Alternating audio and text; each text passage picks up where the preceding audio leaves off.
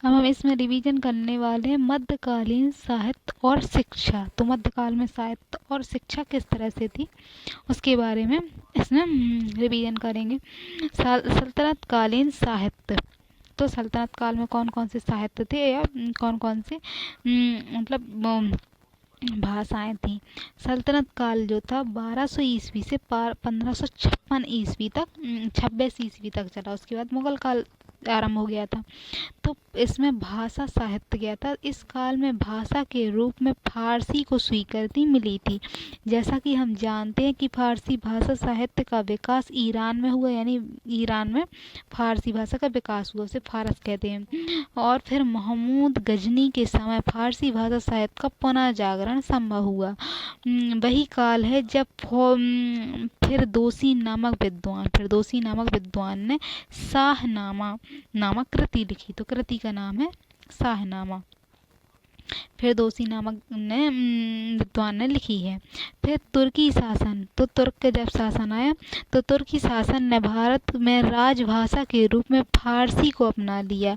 यह वह काल है जब दूर दूर के विद्वान मंगोल आक्रमण के डर से भारत की ओर पलायन कर रहे थे तथा इन विद्वानों को केंद्र तथा विभिन्न प्रांतीय सरकारों के अंतर्गत संरक्षण मिल रहा था। तो मंगोल आक्रमण हो रहा था तो विद्वान दूर दराज के भारत आ रहे थे, उन्हें संरक्षण मिल रहा था तथा इसके अतिरिक्त भारत के विभिन्न क्षेत्रों में आए हुए विद्वान भी फारसी भाषा साहित्य का संरक्षण कर रहे थे। तो विद्वान है तो उन्होंने फारसी भाषा साहित्य को संरक्षण किया। पहली बार इस काल में फारसी में अनेक ग्रंथ लिखे गए और इनकी पहचान इतिहास ग्रंथ के रूप में हुई है। वस्तुतः इस्लाम में पैगंबर के जीवन से जुड़ी हुई घटनाओं के अंकलन को पवित्र धर्म ग्रंथ माना जाता था। मतलब पैगंबर से जुड़ी जो भी बातें हैं, घटनाएं, उनको पवित्र धर्म ग्रंथ माना गया।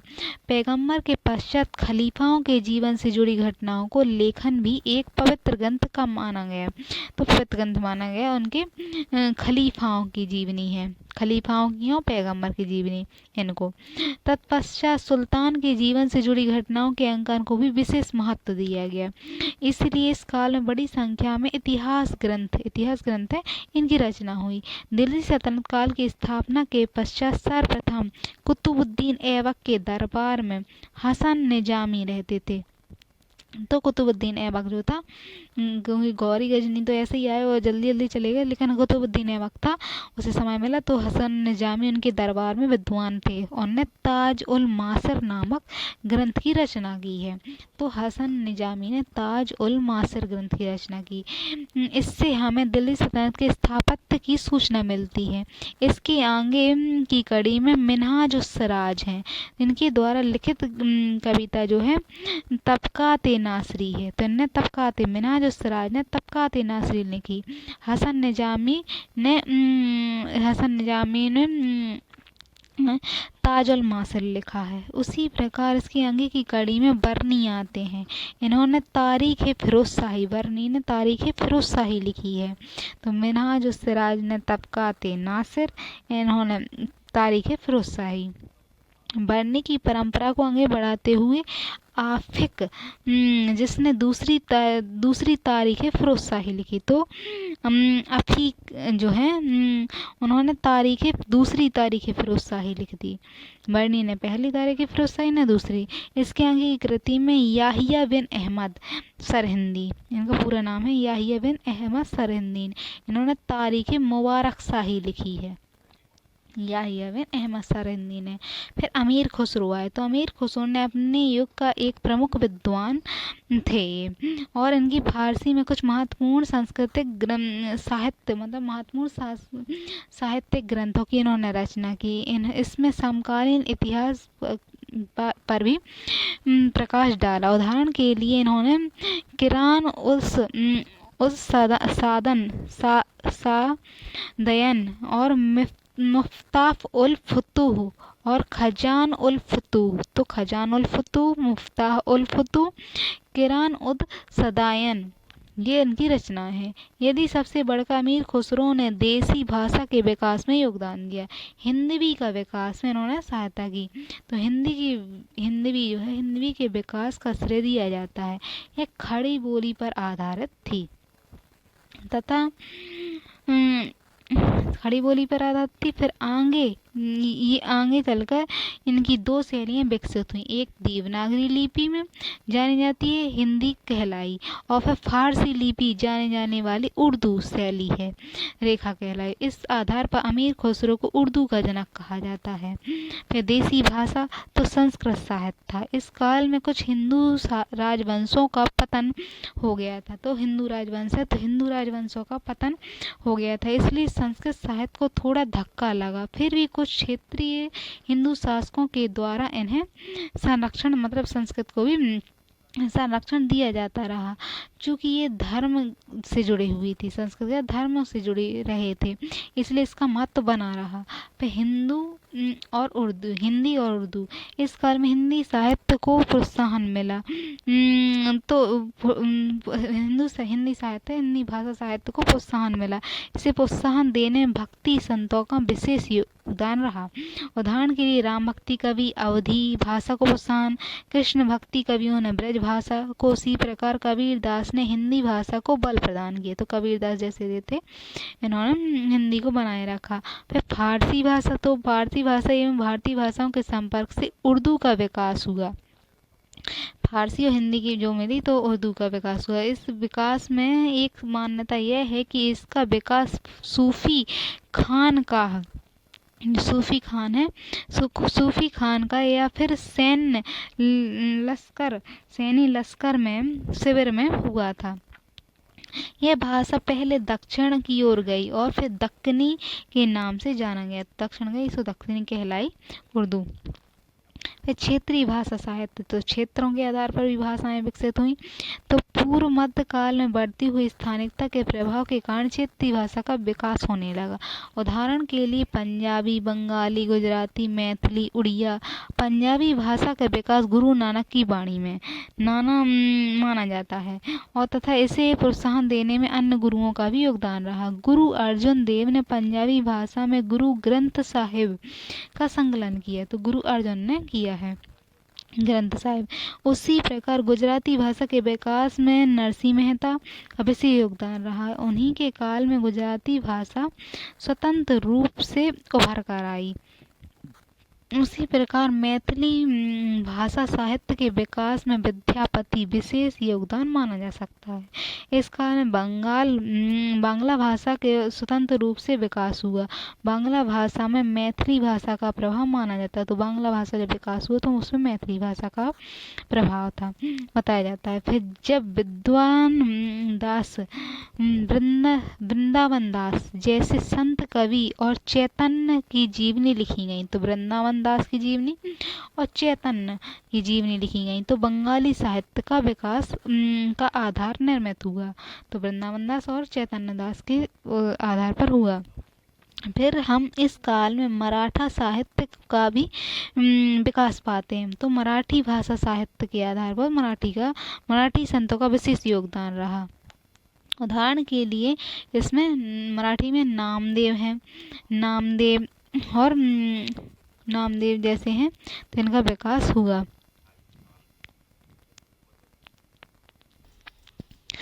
पढ़ना है मुगल कालीन साहित्य। तो मुगल कालीन साहित्य में कि साहित्य एवं कलात्मक गतिविधियों की दृष्टि से मुगल काल एक विशिष्ट काल था। मुगलों ने बड़े क्षेत्र में संसाधनों का दोहन किया। इसी अपार संसाधनों की बदौलत है कि साहित्य और कला को संरक्षण देना संभव हुआ। तो मुगलों ने बहुत ज़्यादा कला का विकास किया और संसाधनों का भी उन्होंने बड़े पैमाने पर दोहन किया। साहित्यिक गतिविधियों को प्रेरित करने वाले कारक, मुगल शासकों ने बड़ी संख्या में विद्वानों को संरक्षण दिया, इसलिए बाबर से लेकर औरंगजेब के काल तक मुगल दरबार में विद्वानों की उपस्थिति बनी रही। आगे मुगल साम्राज्य के विघटन के पश्चात मोहम्मद शाह जैसे शासकों ने विद्वानों को संरक्षण दिया। तो क्या हुआ कि बाबर से लेकर औरंगजेब के काल तक मुगल दरबार में विद्वान उपस्थित थे। मुगल साम्राज्य के विघटन के पश्चात जो मोहम्मद शाह था तो उसने विद्वानों को संरक्षण दिया और शासकों ने विद्वानों को संरक्षण देना जारी रखा।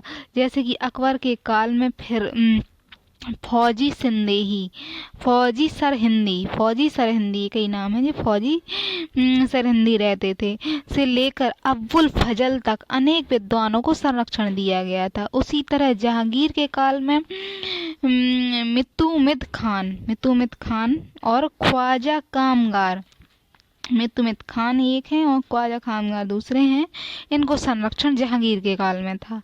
फिर शाहजहां का काल आया तो इसमें अब्दुल अहमद लाहौरी और इनायत खान, अब्दुल अहमद लाहौरी, इनायत खान जैसे विद्वानों को संरक्षण मिला। तो बहुत सारे ऐसे संरक्षण मिले थे। यानी अकबर के समय फौजी सरहिंदी को और अबू फजल, फौजी सरहिंदी अबू फजल। फिर जहांगीर में मतुमिद खान और ख्वाजा कामगार को। और फिर शाहजहां के काल में अब्दुल अहमद लाहौरी और इनायत खान को संरक्षण मिला था। फिर औरंगजेब के काल है तो औरंगजेब के काल में मिर्जा मोहम्मद कासिम, तो मिर्जा मोहम्मद कासिम, ईश्वर दास नागर, भीमसेन बहरानपुरी, तो ये 3 विद्वान थे, इनको संरक्षण प्राप्त था। तो मोहम्मद काजिम, ईश्वर दास नागर, भीमसेन बहरानपुरी और भीमसेन बहरानपुरी आदि विद्वानों को संरक्षण पाते थे। मुगल शासकों को साहित्य लेखन में विशेष रुचि थी। उदाहरण के लिए बाबर ने स्वयं की आत्मकथा लिखी जिसे तुजुक ए बाबरी कहते हैं। तो बाबर ने अपनी स्वयं की लिखी, तुर्की भाषा में लिखी है, तुजुक ए बाबरी। फिर आगे जहांगीर ने तुजुक ए जहांगीरी लिखी, तो जहांगीर ने तुजुक ए जहांगीरी लिखी, अकबर पढ़ा लिखा नहीं था। फिर नामक कृतियां लिखी, जहांगीर की आत्मकथा है तुजुक ए जहांगीरी और ये तुजुक ए बाबरी बाबर की।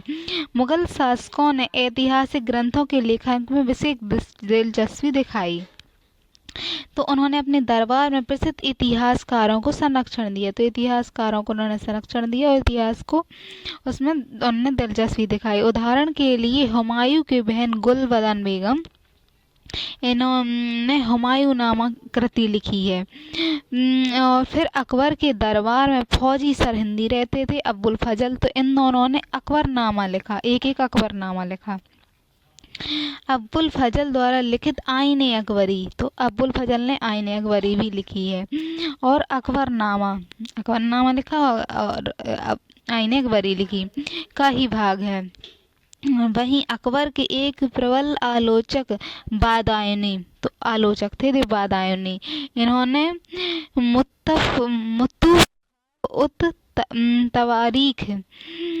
मतूफ खाब उत तारीख नामक कृति लिखी, बादायूनी नामक कृति लिखी। फिर निजामुद्दीन अहमद थे, तो निजामुद्दीन अहमद ने तबकात अकबरी नामक ग्रंथ लिखा। जहांगीर का काल है तो जहांगीर के काल में मतूब उन खान ने अकबर इकबालनामा ए जहांगीरी लिखी। मतूब खान, तो जहांगीर के काल में मतूब खान थे, उन्हें इकबालनामा ए जहांगीरी लिखी। तो ख्वाजा कामगार ने मासिर ए जहांगीरी लिखी, ख्वाजा कामगार जो थे उन्होंने मासिर ए जहांगीरी। मुतुफ ए खान ने इकबालनामा और इन्होंने ख्वाजा कामगार ने मासिर ए जहांगीरी रचना की है। उसी प्रकार शाहजहां के काल में अब्दुल हमीद लाहौरी थे, उन्होंने मोहम्मद वारिस में पातशाहनामा की रचना की है। अब्दुल अहमद लाहौरी ने पातशाहनामा की रचना की। इनका फिर इनायत खान थे, तो इनायत खान ने शाहजहांनामा लिखा। अब्दुल अहमद लाहौरी ने पातशाहनामा और इनायत खान ने शाहजहांनामा लिखा। फिर औरंगजेब के काल में यद्यपि इतिहास लेखन पर पाबंदी लगा दी गई थी, इसीलिए इतिहास लेखन की गतिविधियां सीमित हो गई थी। फिर खफी खान है, उनने मुंतखाब उल लुबाक मंत खाप उल लुवाक नामक कृति गुरु के गुप्त रूप से लिखनी पड़ी थी। इसी काल में मिर्जा मोहम्मद काजिम ने आलमगीरनामा भी लिखा। तो ये गुप्त रूप से लिखी गई हैं। आलमगीरनामा और मुमताज का उल काबुल औरंगजेब को अपराजित किया था।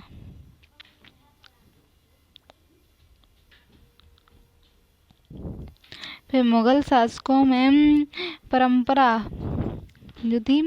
परंपरा उदार शासकों की परंपरा रही थी, इसलिए इनके द्वारा समन्वित संस्कृति को प्रोत्साहन दिया गया था।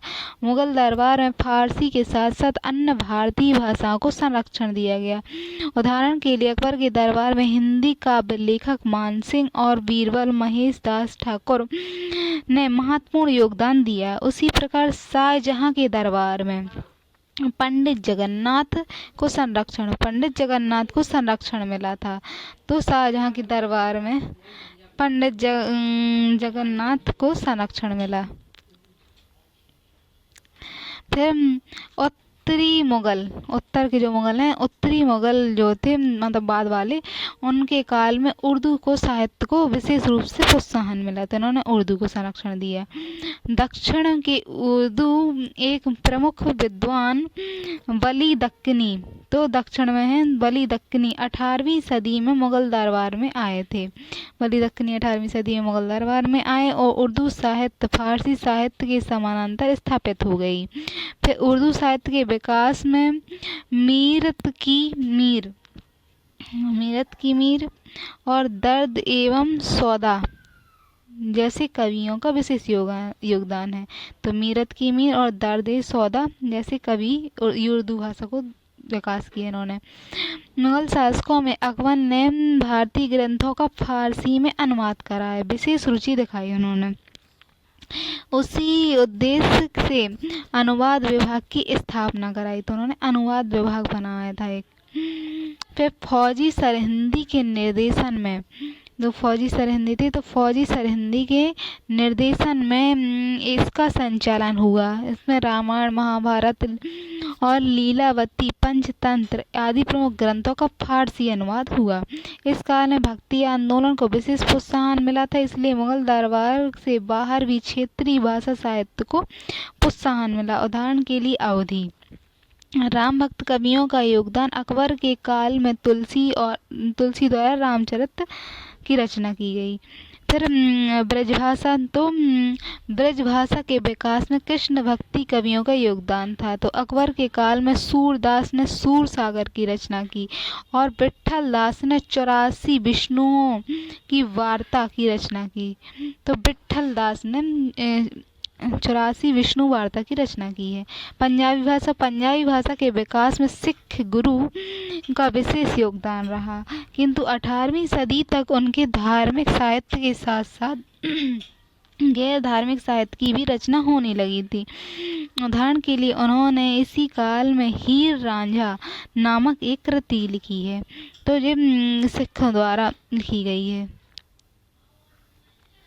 बांग्ला भाषा साहित्य, तो बांग्ला भाषा साहित्य में इनके विकास में वृंदावन दास और कृष्णदास, कविराज और लोचनदास आदि विद्वान महत्वपूर्ण योगदान है। तो बांग्ला में वृंदावन दास, कृष्णदास, लोचनदास और कविराज भी थे, ये महत्वपूर्ण है। फिर मराठी भाषा साहित्य, तो इसके विकास में एकनाथ तुकाराम, शिवाजी के गुरु रामदास समर्थन का योगदान रहा और दासबोध की उन्होंने रचना की है। तो दासबोध एक रचना है, तो इन्होंने दासबोध की रामदास समर्थन रहा और इन्होंने रामदास ने ही, इनके गुरु थे शिवाजी के, उन्होंने दासबोध की रचना की है।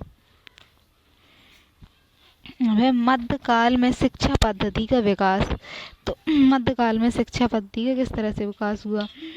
तो मध्यकाल में शैक्षिक गतिविधियां अभिजात तत्वों तक ही सीमित थीं और इसके संबंध में हमें और जो भी सूचना प्राप्त होती है वे सूचनाएं भी अभिजात भाषाओं में निहित थीं।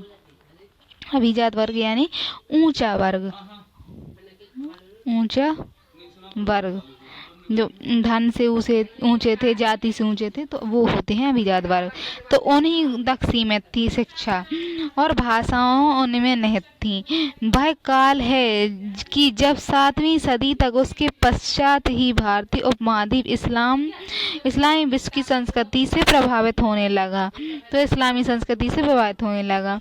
वस्तुतः इस्लामी संस्कृति का आधार कुरान ने तैयार किया था। तो कुरान के आधार पर इस्लाम संस्कृति आई। कुरान में वे तथ्य वर्णित थे जो अल्लाह के शब्दों में कहे गए थे और मोहम्मद पैगंबर द्वारा प्रकट किए गए थे। तो अल्लाह के शब्दों में कहे गए और मोहम्मद पैगंबर द्वारा प्रकट किए गए थे। उसी प्रकार कुरान की तरह हदीस का अध्ययन भी इस्लामी शिक्षा पद्धति का अंग था। हदीस का भी अध्ययन करते थे वो। हदीस मोहम्मद पैगंबर की परंपरा को व्यक्त करता था। तो ये परंपरा को व्यक्त करता था हदीस। इस्लामी शिक्षा पद्धति ने वास्तविक विद्वानों का ध्यान आकर्षित किया। फिर कागज के प्रयोग से इस शिक्षा पद्धति का विकास में अहम भूमिका, कागज का प्रयोग आया तो और बढ़ गया। विशेषकर जब मध्य एशिया और पश्चिम एशिया में मंगोलों का आक्रमण हुआ तो वहां से विद्वान पलायन करने लगे और तथा वे मुस्लिम विश्व का जो प्रमुख केंद्र था वो दिल्ली में आश्रय पाने लगे। तो मध्य एशिया से आए और पश्चिम एशिया से भी मंगोल के आक्रमण के डर से वो पलायन करके भारत आए विद्वान और दिल्ली में आकर उन्हें आश्रय मिला। मध्य एशिया पश्चिम एशिया से आए विद्वानों ने भी इस्लामी संस्कृति के प्रसार में अहम भूमिका निभाई।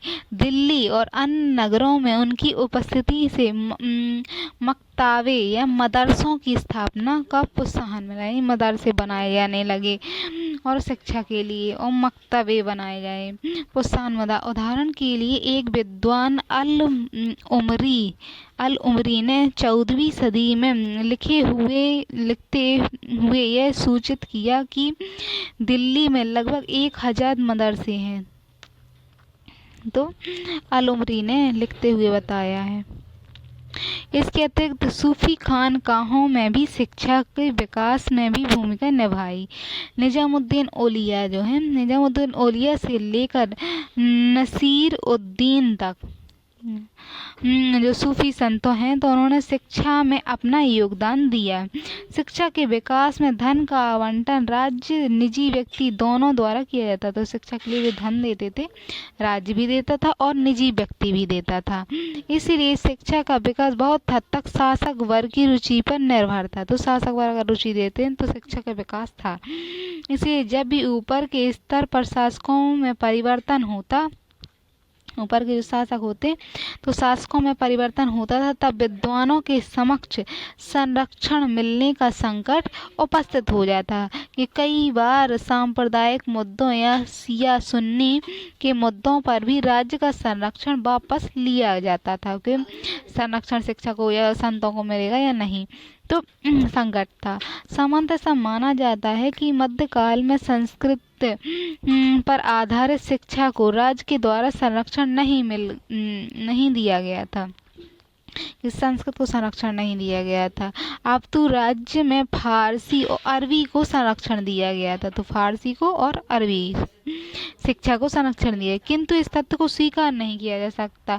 हमें फारसी ग्रंथों से यह सूचना मिलती है कि इस काल में संस्कृत केंद्रीय शिक्षा पद्धति का विकास हुआ और अन्य हिंदू विद्वानों को भी प्रोत्साहन मिला। जैसे बनारस इस काल में महत्वपूर्ण शिक्षा का केंद्र था। फिर ब्राह्मण केवल हिंदू विज्ञान से ही सिद्धांत नहीं थे, यानी ब्राह्मण जो थे, ब्राह्मण केवल हिंदू विज्ञान ही नहीं जानते थे, सिद्धांत नहीं थे, और ना ही उन्हें अपने को संस्कृत शिक्षा का सीमित किया, यानी संस्कृत शिक्षा तक भी वो सीमित नहीं थे, अपितु उन्होंने अरबी फारसी के ज्ञान को भी प्राप्त किया। फिर मध्यकाल में शिक्षा के विकास को प्रोत्साहन देने में कागज के साथ जल्दसाजी का विकास की भूमिका रही। इसलिए इस काल में बड़े बड़े पुस्तकालयों का विकास हुआ। मुगल शासकों तथा उनके कुछ महत्वपूर्ण कुलीनों ने भी महत्वपूर्ण पुस्तकों की स्थापना की थी।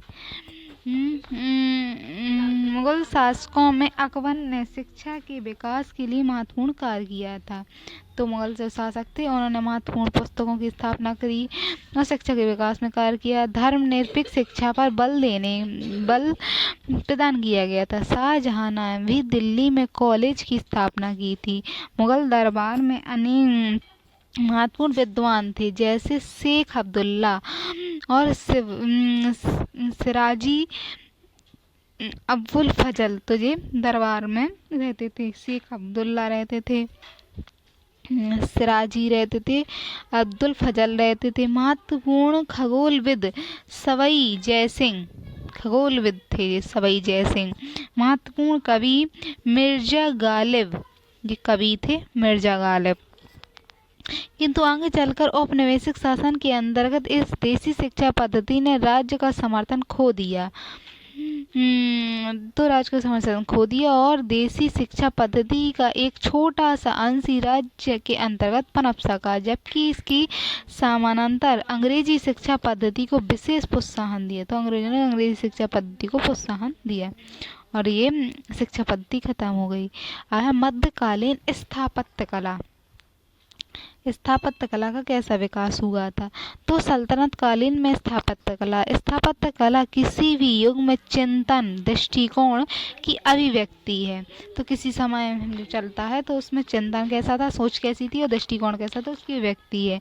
भारत में स्थापत्य की एक समृद्ध परंपरा थी जिसकी विशेषता थी कि धरणीय शैली यानी सहतीरी शैली। तो धरणीय शैली सहतीरी शैली थी, अर्थात इसमें स्तंभ तथा सहतीरी की प्रधानता थी। तो इसमें स्तंभ की और सहतीरी की प्रधानता थी। तुर्क अपने साथ एक नवीन शैली लेकर आए थे। तुर्क जब आए तो एक नवीन शैली लेकर आए थे जिसे मेहराबी शैली के नाम से जाना जाता है। तो मेहराबी शैली इस तरह की थी, मेहराब बनाए थे, मेहराबी शैली के नाम से जाना जाता था। इसका आधार था मेहराब एवं गुम्मद का प्रयोग। तो इसमें मेहराब बनाए जा रहे थे और गुम्मद बनाए जा रहे थे। तो तुर्क लेकर आए थे।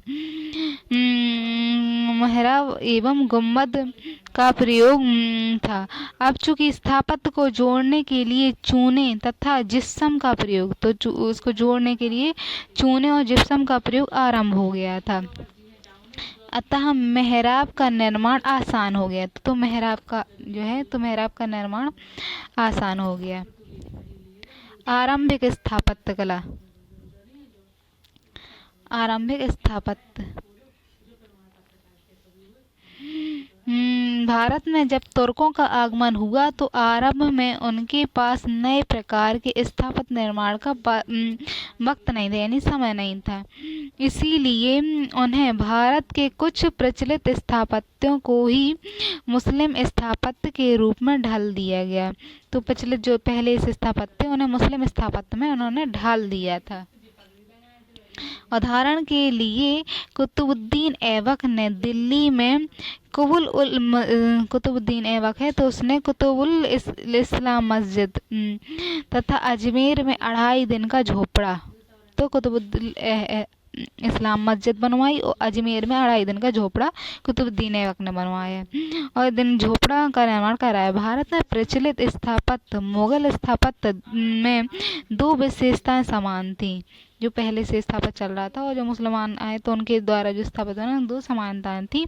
यही वजह है कि दोनों 2 विशेषताएं उनमें समान थी। यही है कि इन स्थापत्य में इस्लाम स्थापत्य में तब्दील करने में आसानी हुई।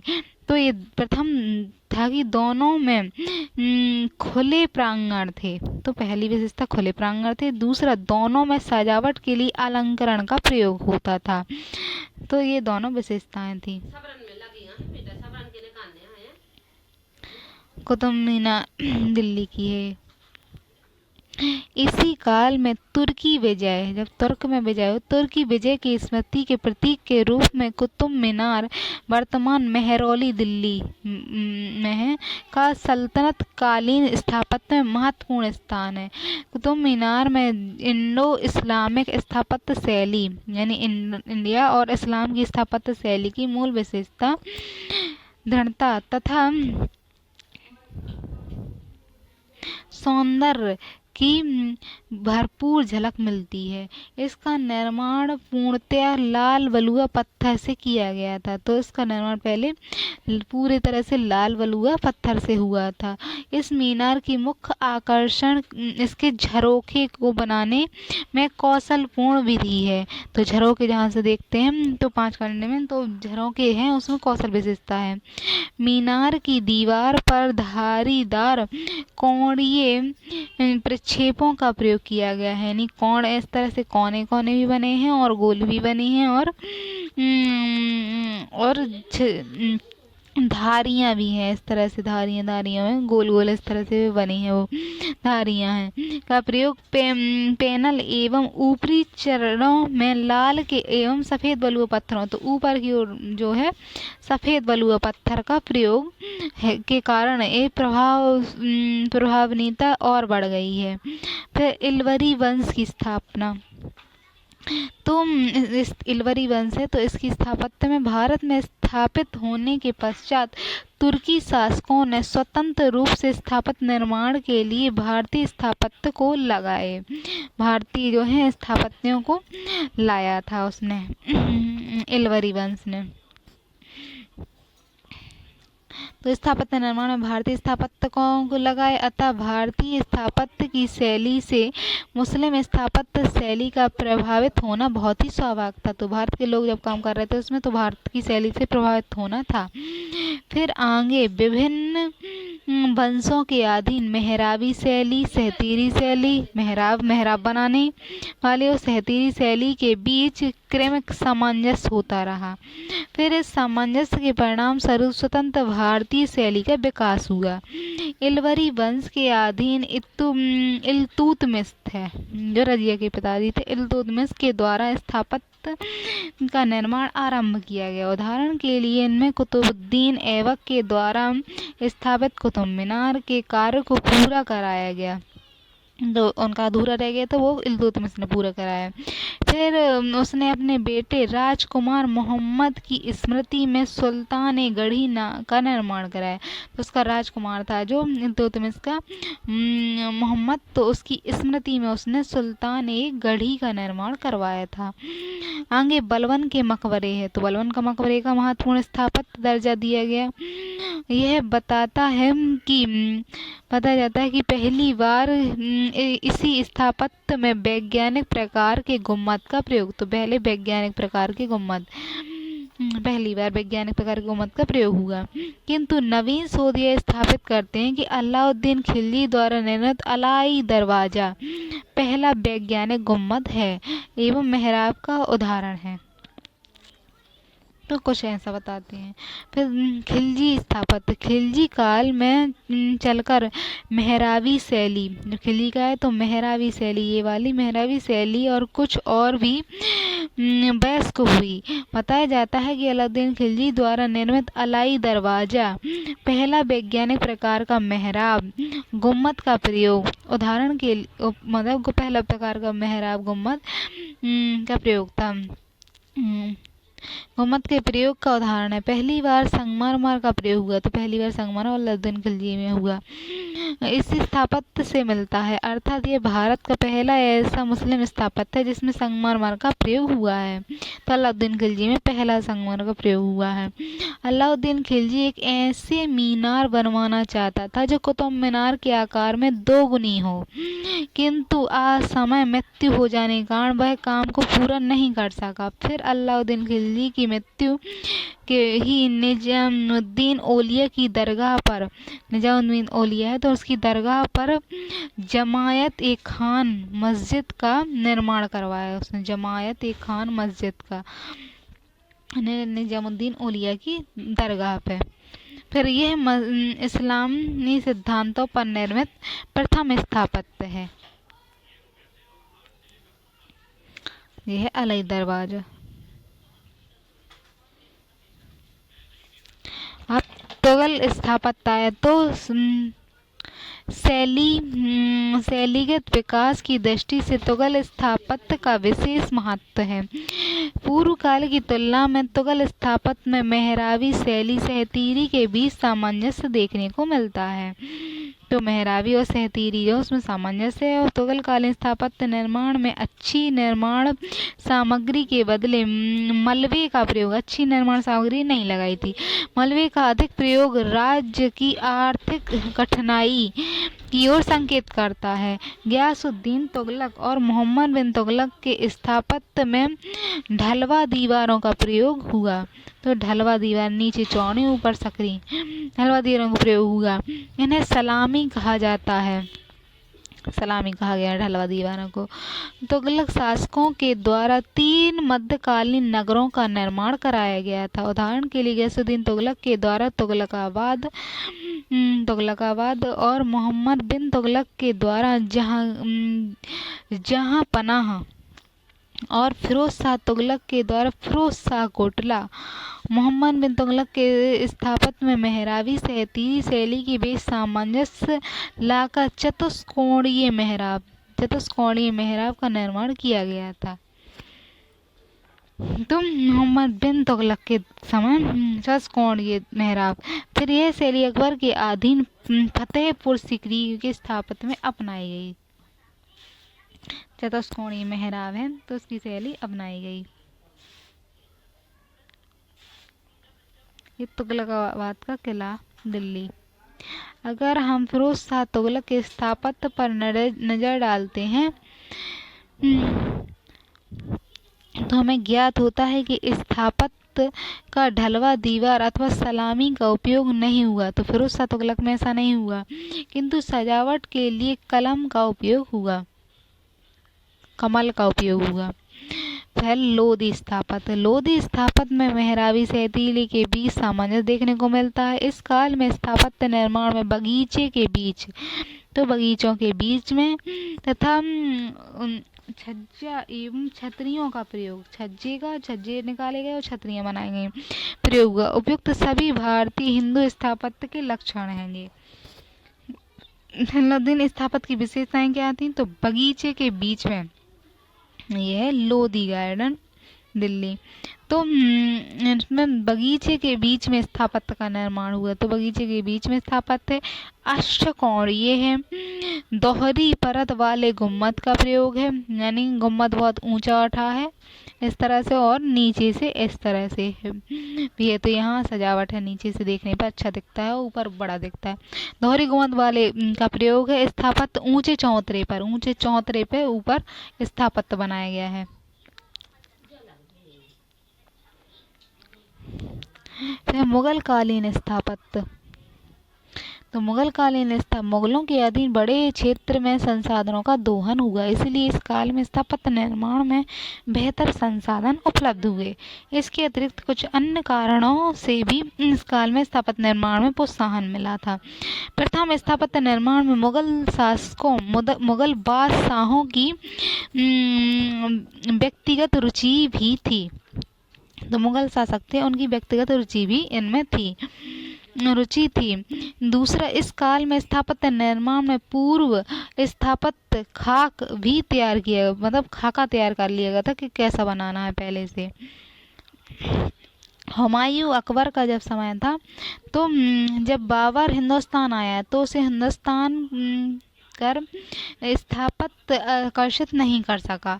उसका मानना था कि हिंदुस्तान में जो स्थापत्य निर्मित किए गए थे उसमें उचित अनुपात और संतुलन का अभाव था। उसने ऐसा बताया कि अनुपात नहीं है, संतुलन नहीं है।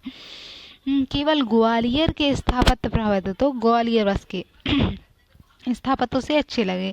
बाबर द्वारा मस्जिदें बनाई गई थी। उदाहरण के लिए पुरानी लोधी किले में निर्मित एक मस्जिद, व पानीपत में निर्मित एक मस्जिद। तो पानीपत में है पर लोधी किले है, उसमें एक मस्जिद बनाई गई लोधी किले के अंदर। इसी प्रकार बाबर ने एक उचित पद्धति का प्रयोग करते हुए कुछ बेहतर किस्म के बागों को स्थापित किया। उदाहरण के लिए आरामबाग।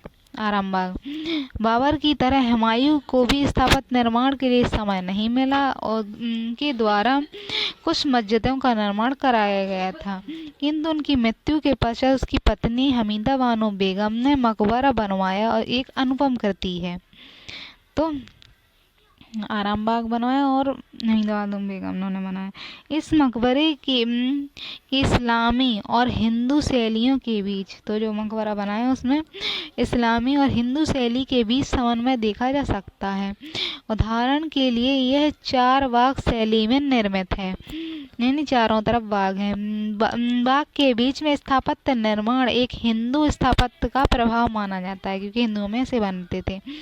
उसी प्रकार छतरियों का प्रयोग भी हिंदू स्थापत्य का उदाहरण है। उसी तरह दोहरे परत वाले गुम्मद का प्रयोग, फिर मीनारों का प्रयोग, मीनारें बनी हैं बगल साइड में, ऐसी मीनारें बनी हैं, यदि इस्लामी स्थापत्य की ओर संकेत करता है। हुमायूं के मकबरे में मुगल राजस्व का देवीकरण का प्रयोग दिखता है।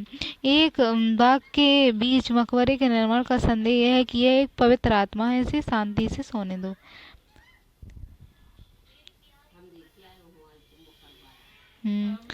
अकबरकालीन स्थापत्य।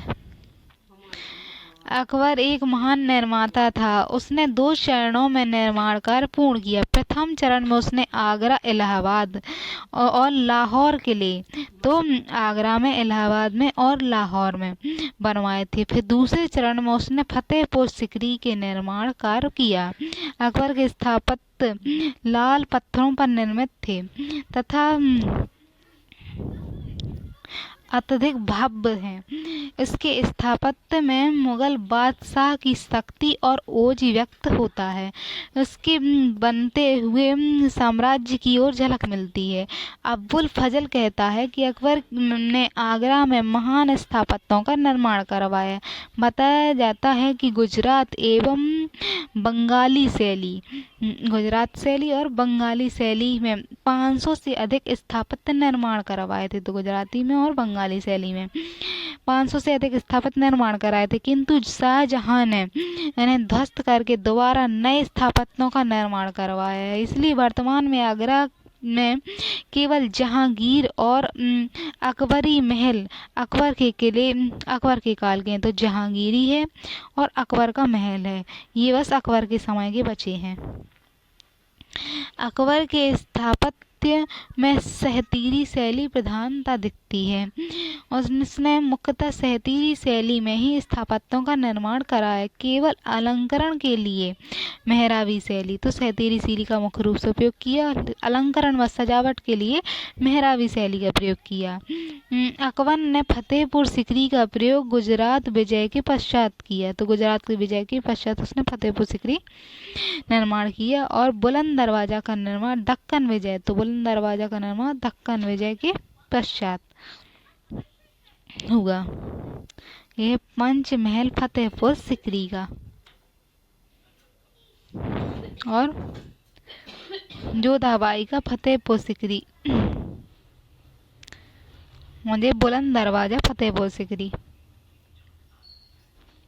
तो जहांगीर कालीन स्थापत्य। अगर जहांगीर और शाहजहां के काल के स्थापत्य का क्रमिक विकास देखते हैं, तो जहां अकबर के स्थापत्य में शक्ति और ओज व्यक्त होता है, वहीं जहांगीर और शाहजहां के काल में स्त्रीयोचित सौंदर्य की व्यक्ति होता है। जहांगीर के काल में 3 महत्वपूर्ण स्थापत्य मिलते हैं, जो इस प्रकार हैं।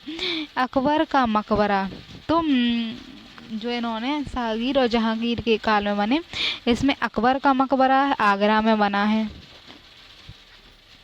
अब्दुल रहीम खाना का मकबरा दिल्ली में है। अहमदू छोले का मकबरा आगरा में है। अलंकरण और सजावट के लिए जहांगीर ने निम्नलिखित पद्धतियां अपनाई। तो उन्होंने अलंकरण के लिए संगमरमर की जाली का प्रयोग किया और पित्तरा दूरा का उपयोग किया सजावट के लिए।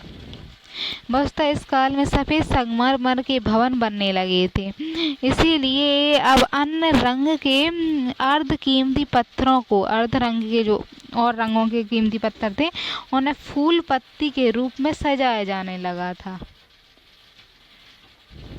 यह मद्दू छोले का मकबरा। फिर शाहजहां कालीन स्थापत्य। तो शाहजहां के स्थापत्य में विशेष रुचि थी और उसने विभिन्न किलों, अनेक भवनों का निर्माण कराया। उदाहरण के लिए आगरा के किले में अकबर के भवनों को तोड़वाकर सफेद संगमरमर से नए भवनों का निर्माण कराया। फिर उसने दिल्ली में शाहजहां नामक नई राजधानी बनाई और लाल किले का निर्माण शाहजहां ने करवाया। लाल किले के अंतर्गत भी अनेक भवन बनवाए। शाहजहां द्वारा सफेद संगमरमर में अनेक भवनों का निर्माण कराया। उसने भवनों के अलंकरण के लिए संगमरमर की जाली पत्तादूरा का प्रयोग जारी रखा और सजावट के लिए एक भी पद्धति अपनाई। सजावट के लिए और भी उसने पद्धतियां अपनाई। वही बहुस्तरीय मेहराब का प्रयोग किया। शाहजहां के काल में सबसे अनुपम कृति ताजमहल है। ताजमहल के निर्माण में मुगल स्थापत्य लगभग सभी विशेषताएं आ गई थी, यानी मुगल काल की जितनी विशेषताएं हैं सब उसमें दिखती हैं। जैसे 4 वाक शैली में बना है, दोहरी परत वाले गुम्मद का प्रयोग है, छतरियों का प्रयोग है, सजावट के लिए पत्तादूरा का प्रयोग है, ऊंचे चौतरे पर भी बनाया गया है, मीनारें भी हैं। औरंगजेब कालीन स्थापत्य। औरंगजेब के काल में आकर स्थापत्य का पतन हो गया। उसके काल में 3 ही स्थापत्य प्राप्त होते हैं और ये स्थापत्य प्रभावी नहीं थे। दिल्ली की मोती मस्जिद, लाहौर की बादशाही मस्जिद, औरंगाबाद में रबिया दुरानी का मकबरा।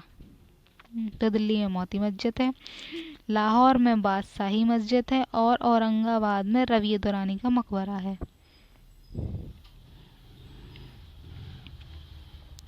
घटिया ताजमहल।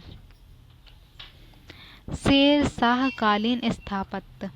तो शेर शाह को न केवल प्रशासन एवं अर्थव्यवस्था के क्षेत्र में अपितु स्थापत्य के क्षेत्र में, यानी प्रशासन के क्षेत्र में, अर्थव्यवस्था में और स्थापत्य के क्षेत्र में अकबर का पूर्वगामी करार दिया गया। बताया जाता है कि अकबर के पूर्व शेर शाह ने स्थापत्य निर्माण में मेहराबी सहतीरी शैली के बीच बेहतर समन्वय स्थापित किया था।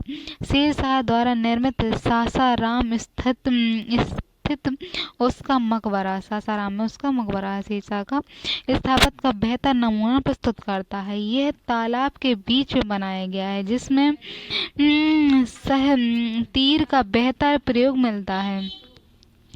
साथ ही हिंदू शैली के प्रभाव में उसने अनेक छतरियों की सजाया गया था। तो हिंदू शैली है, तो हिंदू शैली में उसके अनेक छतरियों को सजाया था। यह स्थापत्य ऊंचे चौतरे पर निर्मित है, तो ऊंचे बहुत बड़े चौतरे पर इसको स्थापत्य का निर्माण करवाया है। इसमें दोहरे परत वाले गुम्मद का प्रयोग है। गुम्मद का प्रयोग शाहजहां के स्थापत्य में शक्ति और आत्मविश्वास की झलक है। तो ये शाहजहां शेर शाह सूरी का मकबरा है। तो स्थापत्य खत्म हो जाता है। अब है मध्यकालीन चित्रकला। मध्यकालीन चित्रकला का विकास। भारत में चित्रकला की एक समृद्ध परंपरा रही है। प्राचीन काल में चित्रकला का आरंभिक रूप स्तंभ चित्रकारी के रूप में प्रकट हुआ। स्तंभ चित्रकारी भीमबेटका की गुफा चित्रों से आरंभ होकर अजंता, बाघ, बादामी, एलोरा की चित्रकारी तक चलती रही। तो चित्रकारी भीमबेटका की गुफा है, तो वहाँ से शुरू होकर अजंता में फैली, फिर बाकी गुफाएं, बादामी और एलोरा में चित्रकारी चलती रही थी। फिर एक सामान्य धारणा यह थी कि एलोरा के पश्चात भारतीय चित्रकला का पतन हो गया था तथा फिर एक बार जब चित्रकला मुगल काल में प्रकट हुई, परंतु परिवर्तित काल के शोधों ने इस धारणा में चुनौती दी है। तो अब जो धारणा निकली है उन्होंने इस पुरानी धारणा को चुनौती दी और वस्तुतः एलोरा चित्रकला के पश्चात चित्रकला का पतन नहीं हुआ, अपितु स्तंभ चित्रकारी का महत्व कम हो गया। उसकी जगह लघु चित्रकारी का महत्व बढ़ गया। तो लघु चित्रकारी विकसित करने में जैनियों का बड़ा योगदान रहा। जैनियों ने ताम्रपत्रों पर चित्र बनाए। यह चित्र विविध पृष्ठभूमि से लिए गए थे। आगे पाल चित्रकला। तो पालों के अधीन चित्रकला पर भी इसका प्रभाव देखा जा सकता है। सबसे बढ़कर जैन चित्रकला का प्रभाव गुजराती शैली पर है। तो गुजरात में विकसित हुई थी जैन चित्रकला और आरंभिक जैन चित्रकला ताम्र पत्रों पर निर्मित हो गई थी। जब आगे हिंदुओं में कागज का प्रयोग आरंभ हुआ तो फिर कागज चित्रकारी चलने लगी। फिर गुजराती चित्रकला ने भी कागज को अपना लिया। गुजराती चित्रकला की प्रकृति के विभिन्न स्वरूपों का चित्र किया जाने लगा। उदाहरण के लिए बादल, आकाश, समुद्र आदि के चित्र आगे इनमें राजपूत काल तक अपना प्रभाव छोड़ा। फिर राजपूतकालीन चित्रकला में विभिन्न ग्रंथों के चित्र बनाए गए। उदाहरण के लिए रामायण, महाभारत और रागमाला व मास आदि के इस काल में चौर और पंचिका शैली का विकास हुआ। चौर शैली और पंचिका शैली का विकास हुआ। यह बिल्हण के द्वारा लिखित पुस्तक थी। इसमें कथा लेखन के साथ साथ चित्र भी बनाए जाने लगे। तो कथा लेखन होता था और चित्र भी बनाए जाने लगे। इसने निश्चित ही चित्रकला की पोथी शैली की प्रेरणा प्रदान की। और पोथी शैली से तात्पर्य है पांडुलिपि चित्रकारी, जब चित्र के माध्यम से विभिन्न ग्रंथों का एल्बम तैयार किया गया। तो पोथी चित्रकारी है पांडुलिपि चित्रकारी, तो उसमें ग्रंथ बना दिया गया, एल्बम टाइप जाने लगा, तो इन्हें पांडुलिपि चित्रकारी का नाम दिया गया। अगर आगे मुगल चित्रकला को प्रेरित करने में चौरसा और पंचशिका शैलियों का योगदान रहा। तो चौरसा और पंचशिका शैली थी योगदान था। मुगल शासकों के अंतर्गत बड़े पैमाने पर पांडुलिपि चित्रकारी निर्मित हो गई। उदाहरण के लिए रामायण, महाभारत, पंचतंत्र की कथाएं हैं और नल दमयंती की कथा आदि। फिर अकबर ने 17 चित्रकारों को 7 चित्रकार गुजरात से आए थे। 17 चित्रकार थे अकबर के दरबार में, उसमें से 7 गुजरात से आए थे।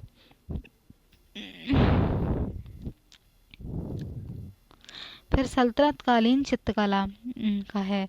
आरंभ में ऐसा माना जाता था कि जीवित प्राणियों का चित्र बनाना इस्लाम में वर्जित था, इसलिए सल्तनत काल में चित्र का विकास नहीं हुआ। किंतु नवीन शोध यह अवधारणा खंडित करते हैं।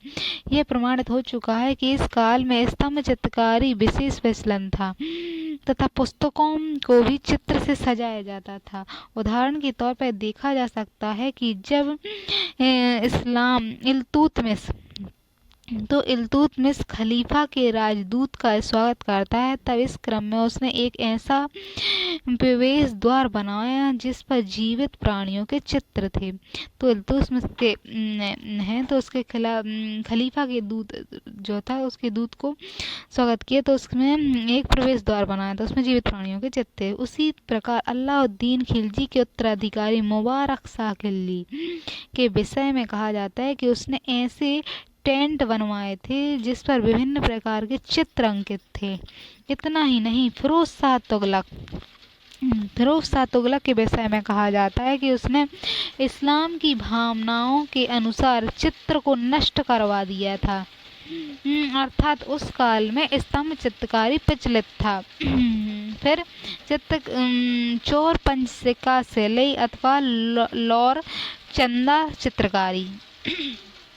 तो जैन तथा इस्लामी पांडुलिपियों में होने वाले क्रमिक परिवर्तन ने कालांतर में स्थायित्व ग्रहण कर नवीन चित्रकला का रूप ग्रहण किया। तो जैन के समय जो चल रही थी और इस्लामी पांडुलिपियां चल रही थी, उन्होंने स्थायित्व ग्रहण किए। इस विशेष समूह को चौर पंचशिका अथवा लौर चंद्रा शैली के नाम से जाना जाता है। इस तथ्य से पुष्टि होती है कि पांडुलिपियों के उस समूह से होती है, मतलब चौर पंचशिका शैली है जो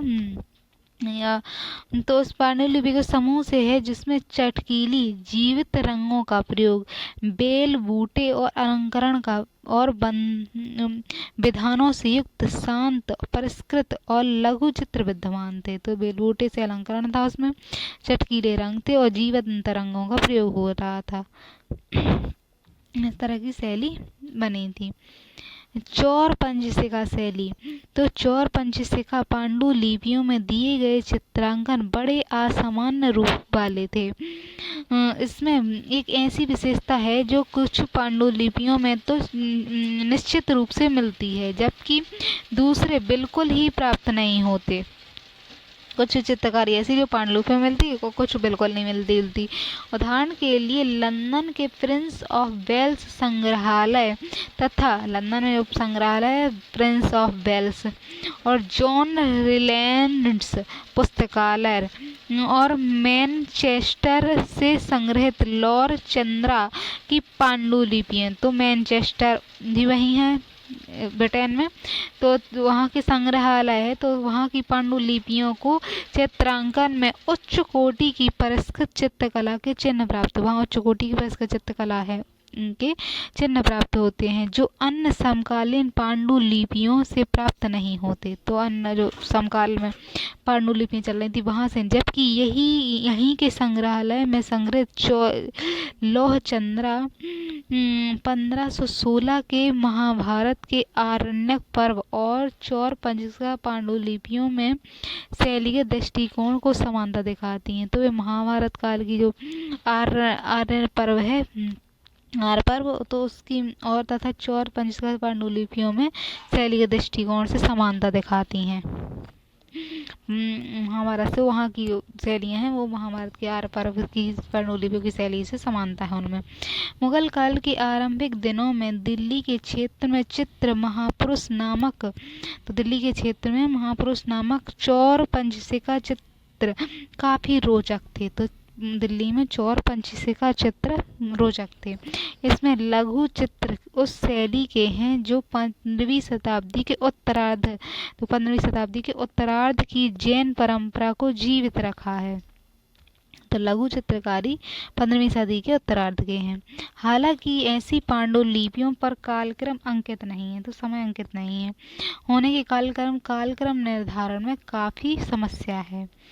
फिर चौर पंजिका शैली के कुछ चित्रों पर कालक्रम का जो दर्शाने वाले पंचकोणीय जम का चित्रण है, क्योंकि हम जानते हैं कि आरंभिक अकबरी युग के चित्रों की एक महत्वपूर्ण विशेषता इस जम के चित्र की रही थी। तो अकबर युग में चित्रों की विशेषता जम चित्रकरण की रही थी, जो माना जाता है कि चौर पंजिका समूह के कुछ चित्र आरंभिक अकबर के युग के हैं। तो चौर पंजिका के चित्र कुछ अकबर के युग के हो सकते हैं।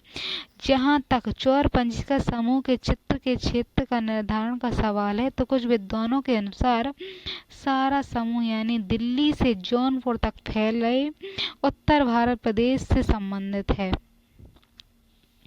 जबकि अन्य विद्वान पांडुलिपियों को मेवाड़ मालवा प्रदेश की विरासत बताते। तो जो पांडुलिपियां हैं चौर पंजिका से तो अकबर की भी बताते हैं और कुछ मालवा और मालवा की विरासत बताते हैं, मालवा प्रदेश की विरासत बताते हैं।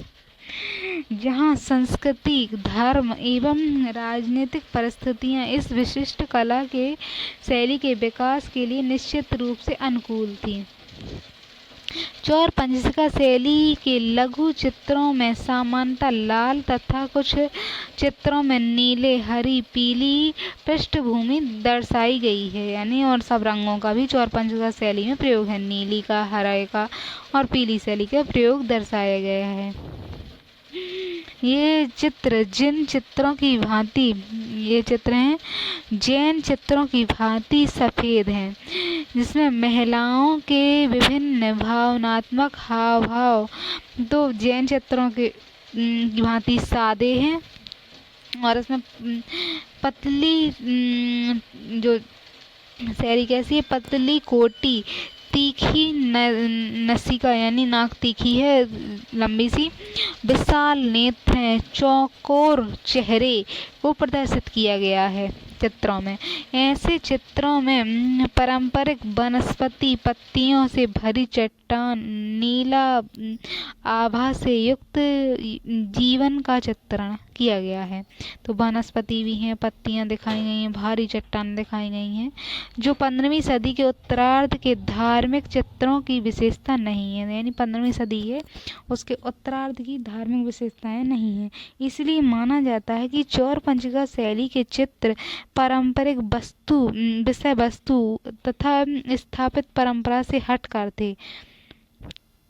तो परंपरा से हटकर बनाई गई थी चौर पंजिका शैली। आगे आगे जब ऐसे लघु चित्रों में कृष्ण गाथा, लोकप्रिय विषय तथा रागमाला यानी मृगवती जैसे विषयों का समावेश हुआ तो इन कलाकारों के लिए विचारों के नए द्वार खोल दिए। इन लघु चित्रों ने राजधानी चित्रकला शैली की उत्पत्ति तथा विकास में बहुत योगदान दिया। तो राजधानी की जो चित्रकला शैली है उसकी उत्पत्ति में इन्होंने चित्रों ने योगदान दिया। मुगल कालीन चित्रकला। तो इस मुगल काल में चित्रकला के विभिन्न रूप हैं, यानी स्तंभ चित्रकारी। अकबर के काल में फतेहपुर सिकरी की दीवारों पर हिंदू मुस्लिम चित्रकारों द्वारा अनेक चित्र उकेरे गए थे। तो दीवारों पर हिंदू मुस्लिम चित्रकारों के द्वारा अनेक चित्र उकेरे गए थे। तो स्तंभ चित्रकारी। फिर पांडुलिपि चित्रकारी, इसके अंतर्गत विभिन्न ग्रंथों के चित्र बनाए गए थे। उदाहरण के लिए रामायण, महाभारत, नालंदा, नल दमयंती की कथा और पंचतंत्र। तो पांडुलिपि चित्रकारी है। स्तंभ चित्रकारी में तो फतेहपुर सिकरी है की दीवारों पर बने हैं और हिंदू मुस्लिम जो चित्रकार हैं तो उनके द्वारा बनाए गए थे। लेकिन पांडुलिपि में क्या है, रामायण, महाभारत, नल दमयंती की कथा, पंचतंत्र आदि भी पांडुलिपियों में विषय हैं और चित्र बने हैं। फिर मुगल काल में छवि चित्रकारी। तो इसमें क्या है, छवि चित्रकारी यूरोपीय पुनर्जागरण के प्रभाव में विकसित हुई। तो यूरोप के प्रभाव के पुनर्जागरण से विकसित हुई। अकबर के काल में पहली बार पुर्तगीजों ने इसे आरंभ किया। तो पुर्तगीजों ने छवि चित्रकारी आरंभ की थी। फिर यूरोप के प्रभाव में एक नवीन तकनीकी का आगमन हुआ और इसमें एक ही सतह पर नज़दीक की वस्तुओं को बड़ा बनाकर और दूर की वस्तुओं को छोटा बनाकर प्रस्तुत किया गया था। तो ये अलग प्रकार की थी, यूरोप के प्रभाव से थी ये भी। ऐसे टेक्निक ऑफ रेस्टोरेशनिंग कहा जाता था। हुमायूं कालीन चित्रकला। मुगल कालीन चित्रकला का इतिहास हुमायूं के साथ आरंभ होता है, क्योंकि बाबर के पास चित्रकला के लिए उचित समय का अभाव था। बताया जाता है कि हुमायूं जब ईरानी शासक शाह तहमास्प प्रथम के दरबार से लौटा था। हुमायूं जब ईरान के शासक के दरबार से लौटा तो अपने साथ दो प्रमुख चित्रकारों को लेकर आया था। ये चित्रकार थे मीर सैयद अली, पहला नाम था मीर सैयद अली, दूसरा ख्वाजा अब्दुल समद। ये प्रमुख चित्रकार behजाद के शिष्य थे। किसके थे? behजाद के शिष्य थे, ख्वाजा अब्दुल समद और मीर सैयद अली। इनके द्वारा खानदान ए तैमूरिया का चित्रण किया गया था। अब अकबरी चित्र है। तो अकबर के काल में स्थापत्य चित्रकला के समानांतर चित्रकला का भी विकास हुआ। स्थापत्य जब विकास हो रहा था तो चित्रकला भी विकसित हुई। अकबर की चित्रकला का महान संरक्षक था। अब्बुल फजल के अनुसार अकबर के तस्वीर खाने में 17 चित्रकार थे। तो इसमें सबसे अग्रणी चित्रकार दशवंत था। मुगल काल में चित्रकारी व्यक्तिगत प्रयास न होकर सामूहिक प्रयास था। ऐसा था, चित्रकारी समूह में लोग चित्र बनाते थे, क्योंकि एक ही चित्र के अलग अलग हिस्से अलग अलग चित्रकारों के द्वारा बनाए जाते थे। अकबर ने इस अवधारणा को अस्वीकार कर दिया।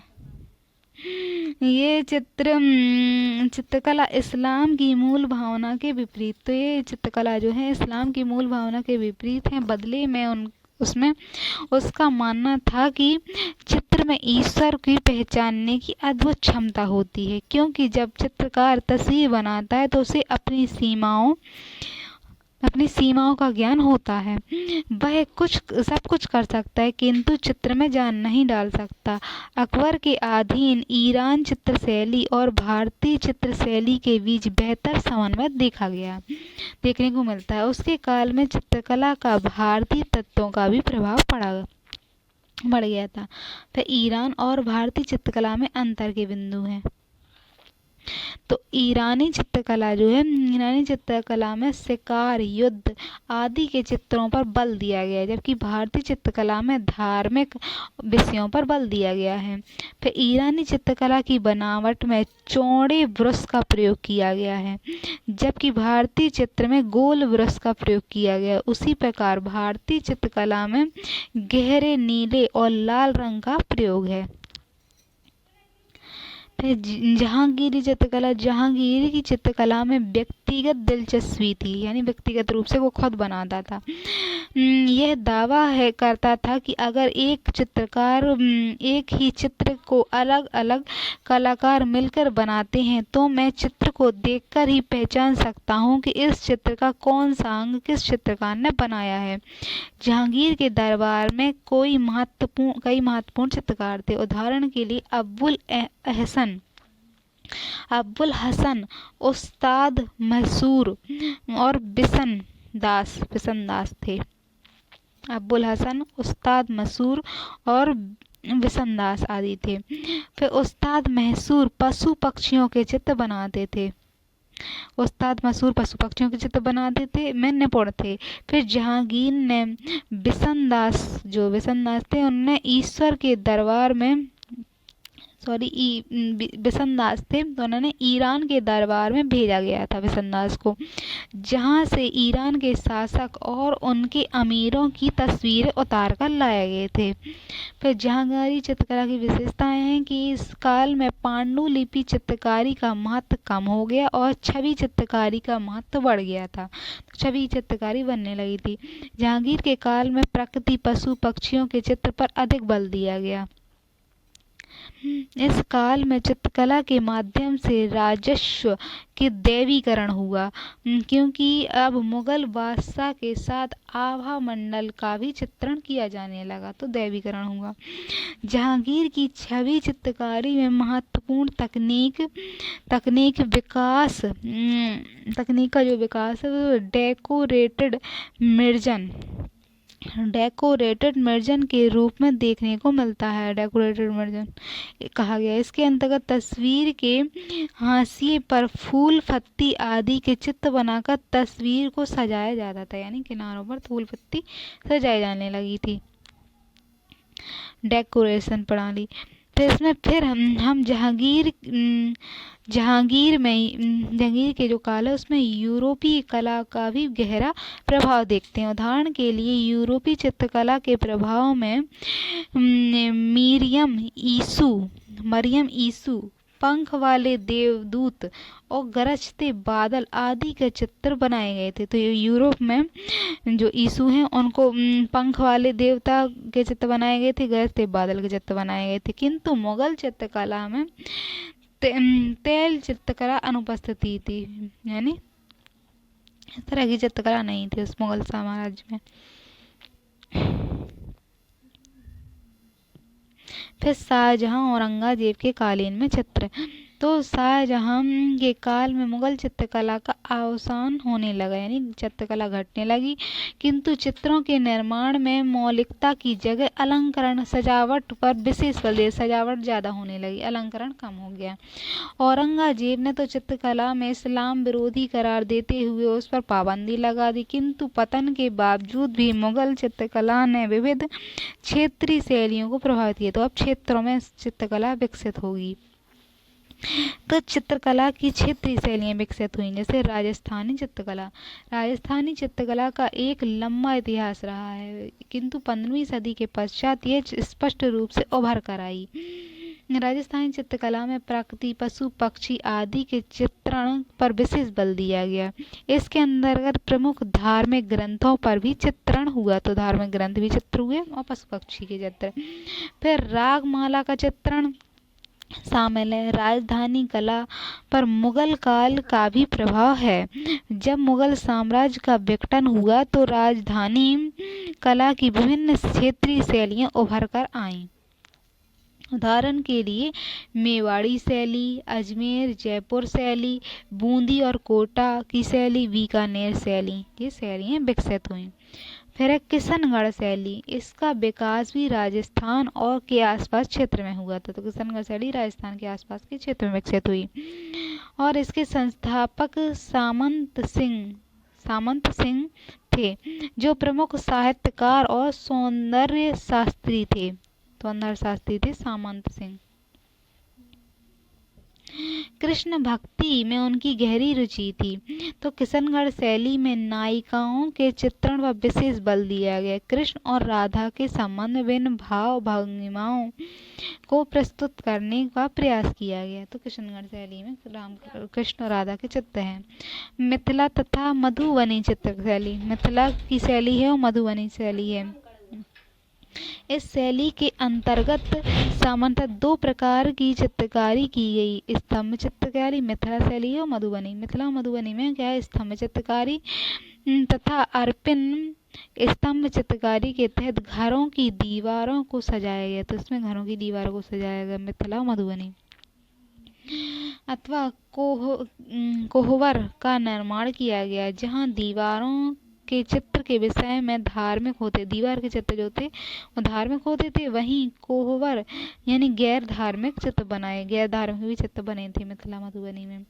और एक दूसरे प्रकार के चित्र अपबिन अरिपिन कहलाता था। इसके अंतर्गत चावल को कूट कर रेग यानी एक अर्पिन कहलाते थे, उसमें क्या है, चावल को कूट कर रेग या पानी की सहायता से चित्र उकेरे जाते थे। इस प्रकार के चित्र या तो आंगन में बनाए जाते थे या घर की चौखट के सामने, या तो आंगन में बनते थे चित्र या घर की चौखट के सामने बनते थे। मंजूषा शैली, तो भागलपुर, मंजूषा शैली कहाँ थी, भागलपुर बिहार में। भागलपुर क्षेत्र में लोक कथाओं में अधिक प्रचलित और बहुला विषहरी की कथाएं ही इस शैली में चित्रित होती हैं। तो बहुला विषहरी की कथाएं इसमें मंजूषा शैली भागलपुर में थी, इसकी चित्रकला मिलती है। भागलपुर क्षेत्र में सुपरिचित इस चित्र शैली में मंदिर जैसी दिखाई देने वाली मंजूषा, जो सनाड़ की लकड़ी की बनाई जाती थी, तो लकड़ी से बनाई जाती थी।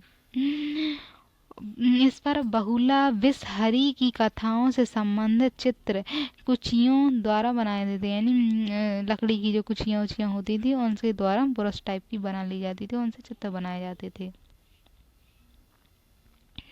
अब है दक्कन शैली, तो इस तरह से जो क्षेत्रीय शैलियाँ दक्कन, राजपूती, मेवाड़ी, इस तरह की ये शैलियाँ विकसित होंगी। और फिर पढ़ेंगे संगीत।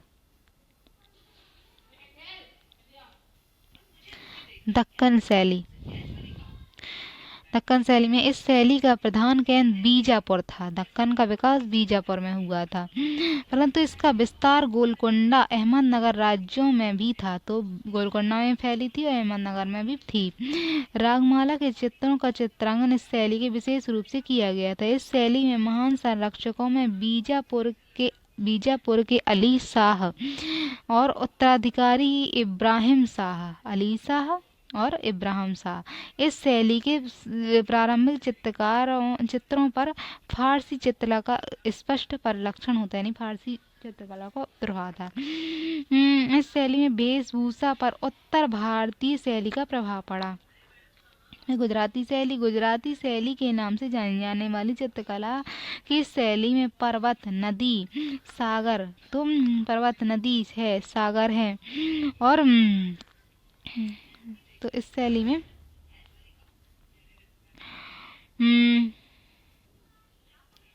तो इसमें शैली में पर्वत है, नदी है और सागर है, पृथ्वी है, अग्नि है, बादल है, क्षैतिज वृक्ष आदि विशेष रूप से बनाए गए थे। तो प्रकृति के चित्रण है गुजराती में।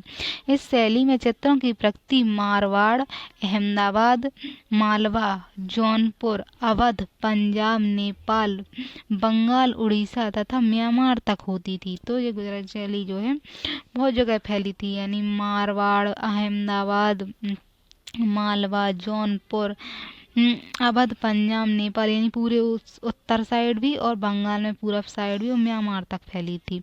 इससे सिद्ध होता कि इसका प्रभाव क्षेत्र काफी विस्तार था। इस शैली में राग माला के भी चित्रों का चित्रांकन किया गया है। मुगल सम्राट अकबर के समय के चित्र भी इस शैली से प्रभावित थे। इस शैली को प्रकाश में लाने का श्रेय डॉक्टर आनंद कुमार स्वामी को प्राप्त है। वह राजपूत शैली मुगल काल के अंतिम दिनों में भारत के विभिन्न क्षेत्रों में अनेक राजपूत राजाओं की प्राप्ति हो गई। तो अनेक राजपूत राजाओं की उत्पत्ति हुई थी फिर, जिनमें मेवाड़, बूंदी, मालवा आदि उल्लेखनीय हैं। इन राज्यों में विशेष प्रकार की चित्रकला शैली का विकास हुआ। इन शैलियों में कुछ विशेषताएं उभयनिष्ठ दिखाई दी हैं। इसके आधार पर उन्हें राजपूत शैली का नाम दिए गए। चित्रकला की इस शैली में काफी प्राचीन प्रतीत होती है, किंतु इसका वास्तविक स्वरूप 15वीं शताब्दी के बाद प्राप्त हुआ है। इनका स्वरूप कैसा, 15वीं शताब्दी के बाद इन्हें राजपूत शैली की मान्यता मिली। यह वास्तव में राज दरबारों से प्रभावित शैलियां हैं। इसके विकास में कन्नौज और बुंदेलखंड चंदेल राजाओं का सराहनीय योगदान। तो कन्नौज के राजा हैं, बुंदेलखंड है और चंदेल राजा हैं, इनका सराहनीय योगदान है राजपूत शैलियों में। फिर मेवाड़ की शैली राजनीतिक राजस्थानी जनजीवन और धर्म जैसे जीता जागता स्वरूप है। तो राजस्थान की जो जनजीवन है, धर्म है वहाँ का, उनका जीता जागता स्वरूप दिखाया गया है मेवाड़ में। इतिहासकार वेता तारकनाथ ने 7वीं सदी में मारवाड़ के प्रसिद्ध चित्रकार श्रीरंगधर को इसका संस्थापक माना, लेकिन उनके तत्कालीन चित्र उपलब्ध नहीं हैं। रंगमाला के लिए 16वीं सदी में महाराणा प्रताप की राजधानी चावड़ में बनाई गई और चित्रावली में लोक कला का प्रभाव मेवाड़ी शैली के स्वरूप चित्रित हैं। तो राजधानी चावड़ में बनाई गई थी और इसमें लोक कथा का प्रभाव है मेवाड़ शैली में। और रागमाला चित्रावली दिल्ली के संग्रहालय में सुरक्षित है। तो दिल्ली के संग्रहालय में है इस तरह ये वाली चित्रकला शैली। अब है जयपुर शैली। जयपुर शैली का युग 1600 से 1900 ईस्वी तक माना जाता है। जयपुर शैली 1600 ईस्वी से 1600 से 1900। तो इस शैली में अनेक चित्र सिखावटी में 18वीं शताब्दी के मध्य और उत्तरार्ध में भित्ति चित्र के रूप में बने जयपुर में। इसके अतिरिक्त सीकर है, नवलगढ़ है, रामगढ़ है और मुकुंदगढ़ है, झुन्नू इत्यादि स्थानों पर शैली के भित्ति चित्र प्राप्त होते हैं। तो भित्ति चित्रकारी जयपुर में शुरू हुई थी, ये दीवारों पर बनाई जाने लगी थी। जयपुर शैली में भक्ति है। इनका स्वरूप कैसा है, तो भक्ति, श्रृंगार तथा सुंदर सविनय मिलता है। कृष्ण लीला, राग रागनी, रास लीला आदि इत्युक्त शिकार, हाथियों की लड़ाई अद्भुत चित्र है। तो शिकार के हैं, हाथियों की लड़ाई के चित्र हैं, राग रंगनी है, रास लीला के चित्र हैं, ये सब हैं। श्रृंगार अंगार की तत्परता है इसमें जयपुर में, जयपुरी शैली में।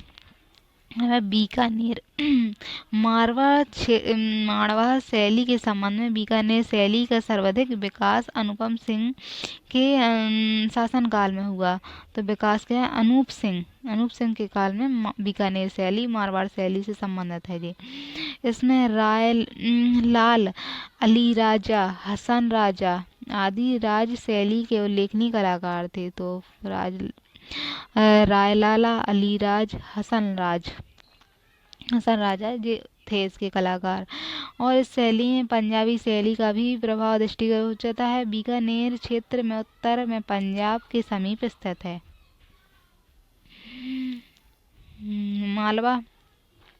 मालवा की चित्रकला वास्तु शिल्प ये दृश्य से झुकाव सावधानी पूर्वक तैयार किया गया। इसमें स्पष्ट किंतु व्यवस्थित संरचना, श्रेष्ठ सुपूर्ण शोभा हेतु प्राकृतिक दृश्यों का सृजन के रूपों में उभरने लगे। इसमें रंगों के धब्बों का सुनिश्चित संयोजन दर्शाता है। फिर बूंदी है, तो 17वीं सदी में मेवाड़ शैली ही एक स्वतंत्र शाखा है। मेवाड़ है तो उसकी स्वतंत्र शैली है बूंदी। और विकसित बूंदी शैली के प्रमुख केंद्र हैं कोटा है, बूंदी है, मारवाड़ थे। बूंदी राजस्थान, बूंदी जो है राज्य की स्थापना, बूंदी राज्य 1341 में राव देव ने की थी, बूंदी राज्य की स्थापना। लेकिन चित्रकला का विकास सुजान से प्रारंभ हुआ, राव सुजान से प्रारंभ हुआ। तो राव रतन सिंह ने दीपक और भैरवी राग पर सुंदर चित्र बनाए। दीपक राग और भैरवी राग पर रतन सिंह ने सुंदर चित्र बनाए थे।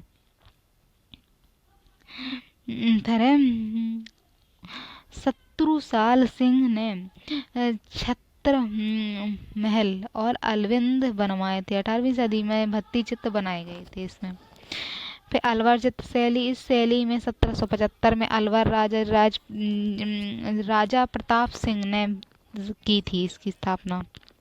अलवर राजा प्रताप सिंह ने।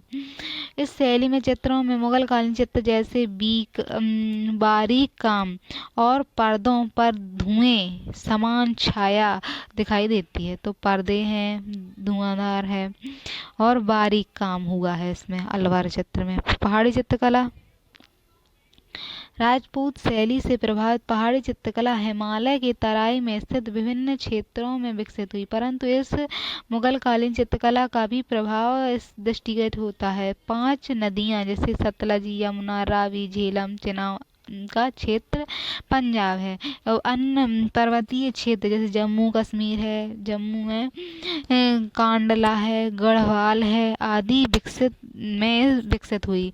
इस शैली का पर्वतीय क्षेत्रों में निवासियों की भावनाओं, संगीत, धर्म, परंपराओं का स्पष्ट छाया देखी जाती है। तो पहाड़ी क्षेत्र के लोग हैं उनके प्रभाव में बनीगे, उनके जीवन से संबंधित। पहाड़ी शैली में चित्रों में प्रेम का विशेष चित्र दृष्टि होता है, प्रेम दिखता है वहाँ। राधा कृष्ण है, कृष्ण राधा के प्रेम के चित्र के माध्यम से स्त्री पुरुष के प्रेम संबंधों की बड़ी ही बारीकी सचता के दर्शाने वाले प्रयोग किए गए हैं। अब है बसोहल शैली। चित्रकला की शैली का जन्म हिंदू मुगल पहाड़ी शैलियों के समन्वय से हुआ, जिसमें मुगल शैली की भांति पुरुषों के कपड़ों का प्रयोग किया गया, जबकि चेहरे स्थानीय लोक कला पर आधारित थे। तो चेहरे हैं स्थानीय लोक कला पर आधारित हैं। यह शैली हिंदू धर्म एवं परंपरा से अधिक प्रभावित रही और विष्णु एवं उनके 10 अवतारों पर अधिक चित्रण किया गया। वह गोरिल्ला शैली। चित्रकला की पहाड़ी शैली के अंतर्गत विकसित गोरिल्ला चित्रकारी मुख्यतः विषय रामायण महाभारत की घटनाएं। तो रामायण की घटनाएं, महाभारत की घटनाएं शैली इतना सशक्त एवं सजीव रेखांकन किया गया कि मानव आकृतियों के अंग प्रत्यंग स्वाभाविकता में दृष्टिगोचर होते हैं। तो अंग प्रत्यंग स्वाभाविकता में दिखते हैं इसमें। गोरिल्ला शैली। फिर गढ़वाल शैली। तो गढ़वाल, इस शैली का विस्तार मध्यकाल के गढ़वाल राज्य उसमें हुआ था। गढ़वाल राज्य के नरेश पृथक पाल शाह के दरबार में रहने वाले 2 चित्रकारों यानी सामन्नाथ और हरदास ने इस शैली का जन्म दिया। जम्मू शैली। तो मुगल शैली के प्रभावित इस शैली को जम्मू क्षेत्र में हुआ और नादिर शाह था तो वो दिल्ली आया था। तो नादिर शाह की दिल्ली के भयवंत करने और दिल्ली दरबार में चित्रकारों ने भागकर पहाड़ी राज्यों में शरण ले ली थी और नवीन चित्रों का निर्माण किया। फिर कांगड़ा शैली। भारतीय चित्रकला के इतिहास में मध्य युग में विकसित पहाड़ी शैली के अंतर्गत कांगड़ा शैली का विशेष स्थान है।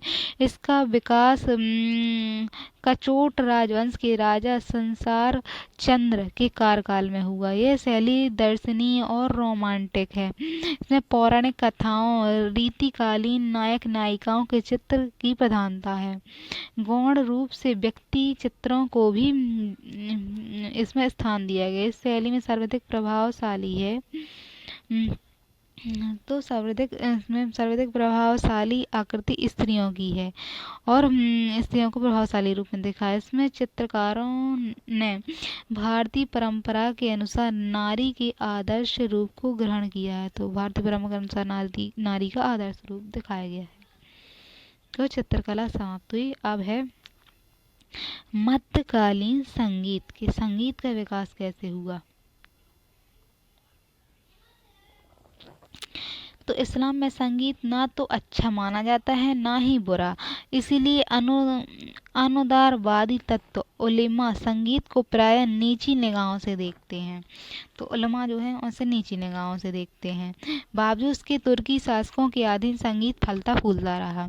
तो सल्तनत काल में संगीत का विकास किया था। तो अलाउद्दीन खिलजी के दरबार में गोपा नायक जैसे गायक, गोपा नायक एक गायक हैं, को संरक्षण मिला था।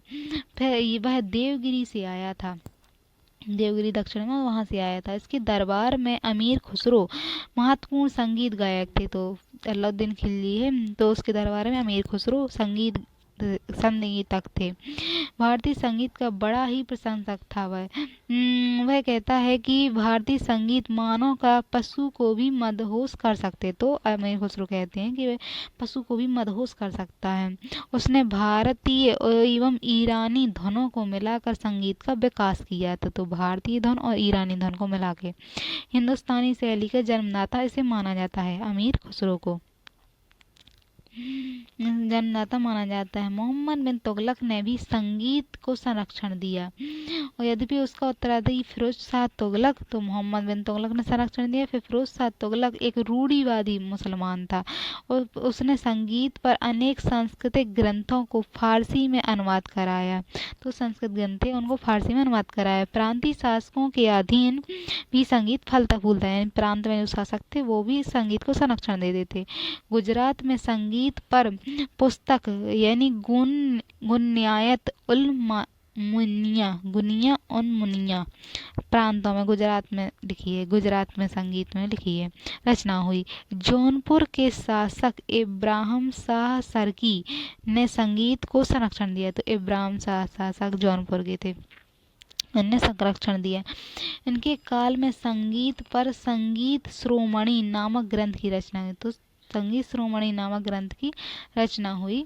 जौनपुर शासक इब्राहिम शाह सरकी के समय संगीत श्रोमणी की रचना ग्रंथ की रचना हुई। इसका उत्तराधिकारी है हुसैन शाह सरकी, स्वयं भी संगीत का एक महत्वपूर्ण विद्वान था। तो हुसैन शाह जो है सरकी जौनपुर का राजा के उत्तराधिकारी था ये, और इसे संरक्षण संगीत का विद्वान था।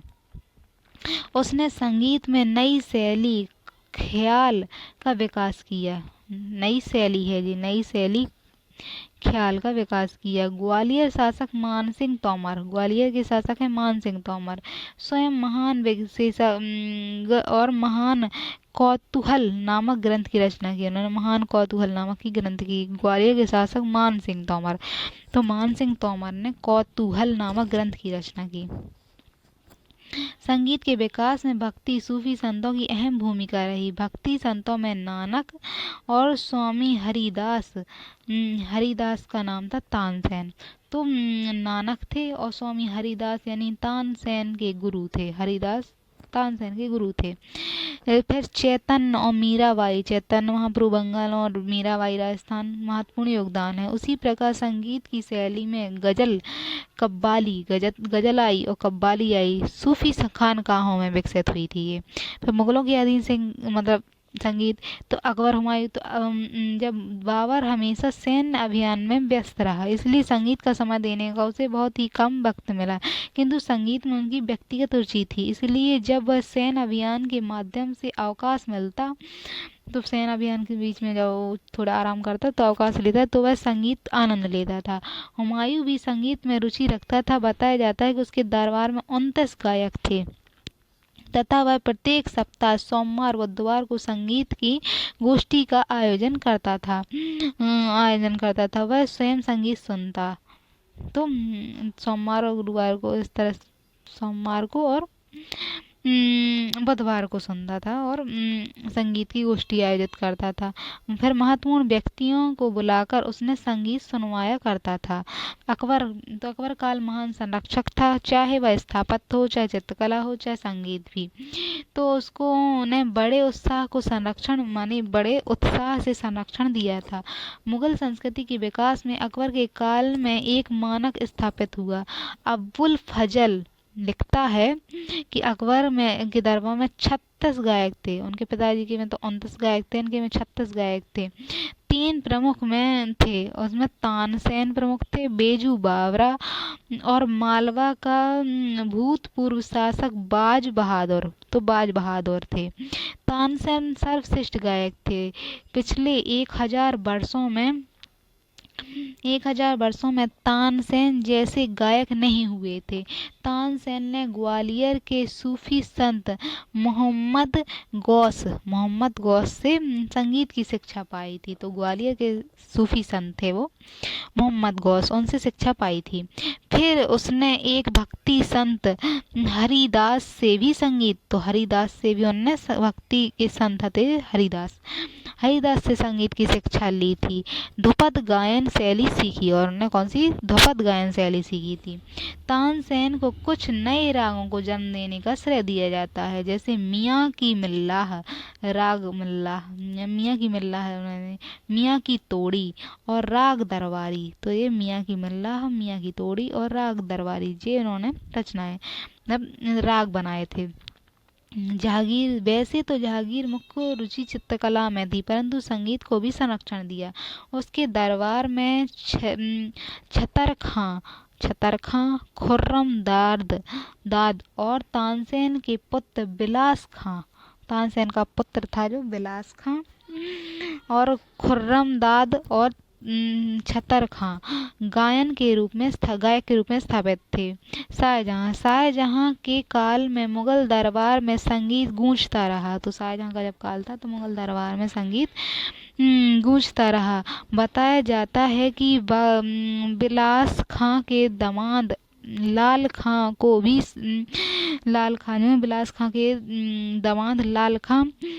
शाहजहां के दरबार में संरक्षण मिला था। फिर शाहजहां को गायकी में भी विशेष रुचि थी। तो शाहजहां हैं तो उनको गायकी में विशेष रुचि थी। औरंगजेब, जैसा कि हम जानते हैं औरंगजेब ने संगीत को गैर इस्लामी करार देते हुए पाबंदी लगा दी। तो औरंगजेब ने गैर इस्लामी करार देते हुए उस पर पाबंदी लगा दी, परंतु उसी काल में संगीत पर सबसे अधिक ग्रंथ लिखे गए। तो औरंगजेब के काल में संगीत पे पाबंदी तो लगी थी, इन ग्रंथ लिखे गए। इस काल में फरीक उल्लाह नामक विद्वान ने राग दर्पण नामक ग्रंथ, राग दर्पण लिखा फरीक उल्लाह ने। तो फरीक उल्लाह ने राग दर्पण नामक ग्रंथ फारसी में अनुवाद किया।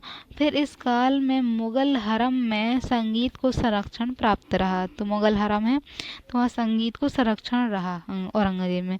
आगे एक मुगल शासक मोहम्मद शाह रंगीला ने संगीत को विशेष संरक्षण दिया। तो मुगल शाह रंगीला जो उत्तराधिकारी रहे बात के, तो उन्होंने संगीत को संरक्षण दिया।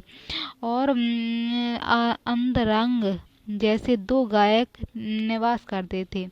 तो सदारंग और अदारंग ये गायक थे। इसके काल में ध्रुपद की जगह संगीत की ख्याला शैली का महत्व बढ़ गया था। तो बाद में ध्रुपद गायकी की जगह ख्याला शैली का महत्व बढ़ा था। भारतीय संगीत की शैलियाँ, तो भारत की संगीत की शैलियों में दो शैलियाँ हैं, एक हिंदुस्तानी शैली तथा कर्नाटक शैली। कर्नाटक शब्दकार विद्याधर ने 15वीं सदी में सर्वप्रथम प्रयोग किया था, जो विजयनगर साम्राज्य तत्कालीन प्रधानमंत्री था। तो विजयनगर साम्राज्य का वो तो विद्याधर तत्कालीन प्रधानमंत्री था विजयनगर का। इन दोनों शैलियों में काफ़ी समानता होते हुए भी कोई भिन्नताएं भी हैं। तो कर्नाटक की शैली और हिंदुस्तानी शैली, उनमें समानता भी हैं और भिन्नताएं भी हैं। विश्वास किया जाता है कि कर्नाटक शैली से पृथक होकर हिंदुस्तानी शैली का विकास अमीर खुसरो के संगीत संबंधी प्रभाव में हुआ। तो अमीर खुसरो के प्रभाव में कर्नाटक शैली से हिंदुस्तानी शैली विकास हुई अलग। परंतु वास्तविकता यही है कि इन दोनों शैलियों का पृथक मतलब दोनों शैलियां हैं, पृथकत्व किसी संगीतकार के प्रभाव में नहीं है बल्कि क्षेत्रीय प्रभाव में हुआ। यानी कौन संगीतकार के प्रभाव से नहीं, मतलब अलग विकसित हो गई, बल्कि इनका क्षेत्रीय प्रभाव है। उत्तर भारत में हिंदुस्तानी शैली और दक्षिण भारत में द्रविड़ भाषीय क्षेत्र में कर्नाटक शैली का विकास हुआ। हिंदुस्तानी और कर्नाटक दोनों शैलियाँ तो हिंदुस्तानी हैं और कर्नाटक शैली है। दोनों के प्रयोग में प्रमुख राग के नाम से समान है, यानी इनके प्रयुक्त जो रागों हैं उनके नाम तो समान है, परंतु दोनों के स्वर ताल लय भिन्न भिन्न है। तो स्वर है, ताल है और लय है, ये भिन्न भिन्न है, नाम भले ही समान दिखते हों। तो अमीर खुसरो, प्रश्न है, अमीर खुसरो इंडो इस्लामिक संस्कृति का जीवंत रूप था, इस कथन पर टिप्पणी करना है। तो हिंदू एवं इस्लाम के बीच वैचारिक टकराहट ने बर्नी जैसे रूढ़िवादी इस्लामी चिंतकों को जन्म दिया। तो हिंदुस्तान एवं इस्लाम के रचनात्मक मेल ने, अगर रूढ़िवादी तत्व आए तो उसने बर्नी को जन्म दिया, लेकिन रचनात्मक मेल हुआ तो अमीर खुसरो जैसे उदारवादी कवि चिंतकों भी उत्पन्न हुए। इस तरह से अगर देखा जाए तो अमीर खुसरो ने मुस्लिम अमीर वर्ग की देसीकरण की प्रक्रिया को प्रोत्साहन दिया। तो मुस्लिम वर्ग है जो उसका देसीकरण किया, और जब अब तक तुर्क अमीर वर्ग अपनी विरासत गजनी गौर देश को देखते थे, मतलब तुर्क के जो लोग आए वो अपनी विरासत कैसे गजनी और गौर को देखते थे, परंतु अमीर खुसरो ने दिल्ली को अपनी जन्मभूमि की तरह अपना लिया। तो अमीर खुसरो ने दिल्ली को जन्मभूमि अपना लिया और उसने दिल्ली की प्रशंसा में अनेक गीत लिखे। दिल्ली को हजरत ए दिल्ली कहा, तो दिल्ली को हजरत दिल्ली कहा। उसके विचार में यह शरणार्थियों का पनाहगार था। यह लेखक के रूप में उसकी अचूक दृष्टि का अनुमान इस बात से लगाया जा सकता है कि आगे फिर दिल्ली की पहचान शरणार्थियों की स्थली के रूप में हुई। जब भारत का विभाजन हुआ तो एक लेखक के रूप में अमीर खुसरो भारत की समन्वित संस्कृति को जीवंत रूप दिखाता है। समन्वय संस्कृति के विकास में उसने योगदान दिया।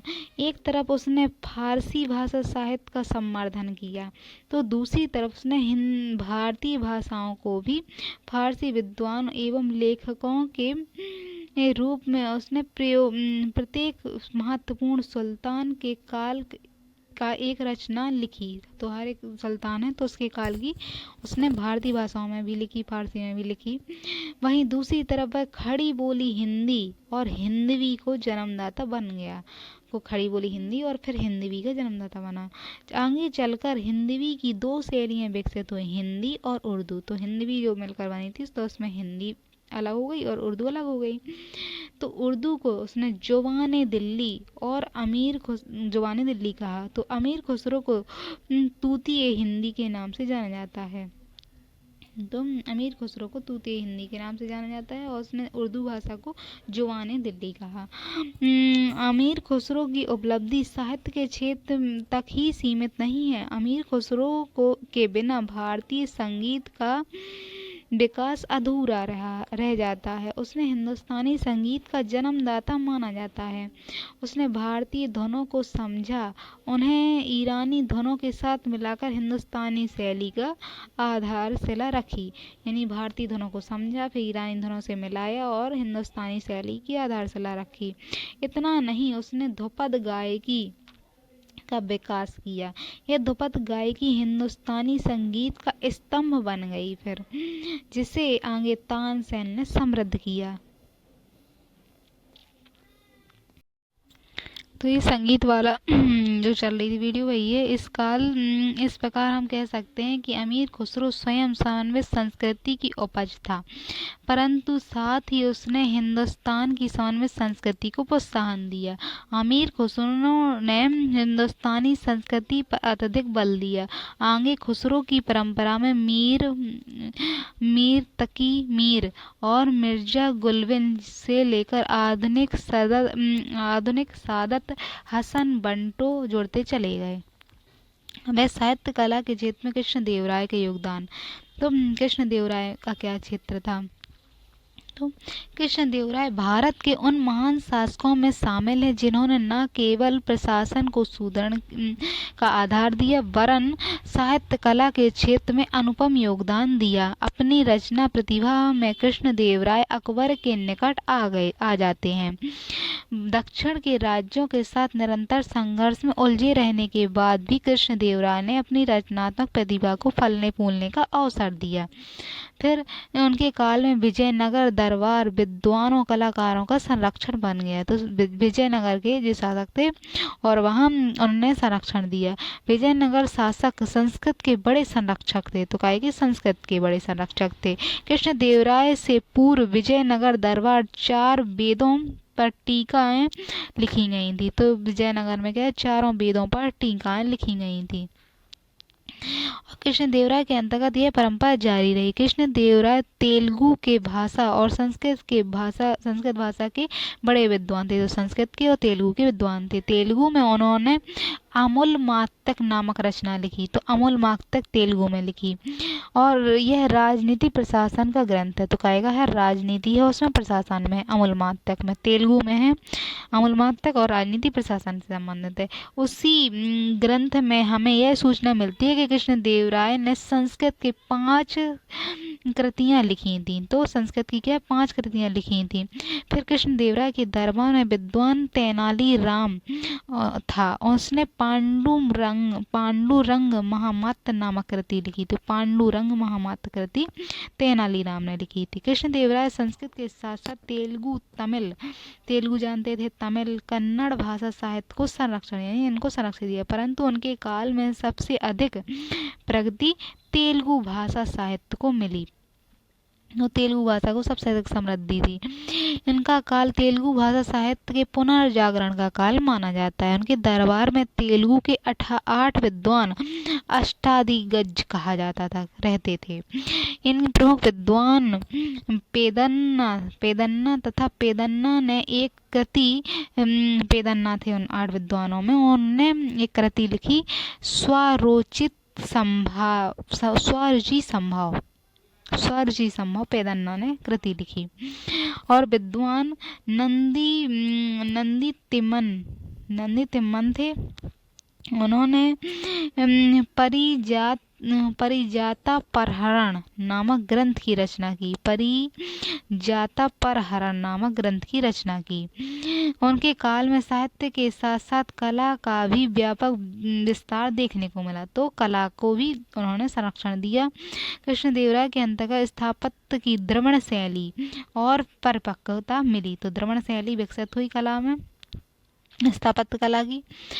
और उनके द्वारा हजरा मंदिर, विट्ठल स्वामी मंदिर, तो हजारा मंदिर, विट्ठल स्वामी मंदिर उत्कृष्ट स्थापत्य के उदाहरण है। इस काल में द्रविड़ शैली के अंतर्गत अन्य विशेषताओं का भी विकास देखा गया है। वैसे तो गोपुरम का निर्माण पहले ही आरंभ हो गया था, परंतु इस काल में कुछ बेहतर किस्म के गोपुरम बने।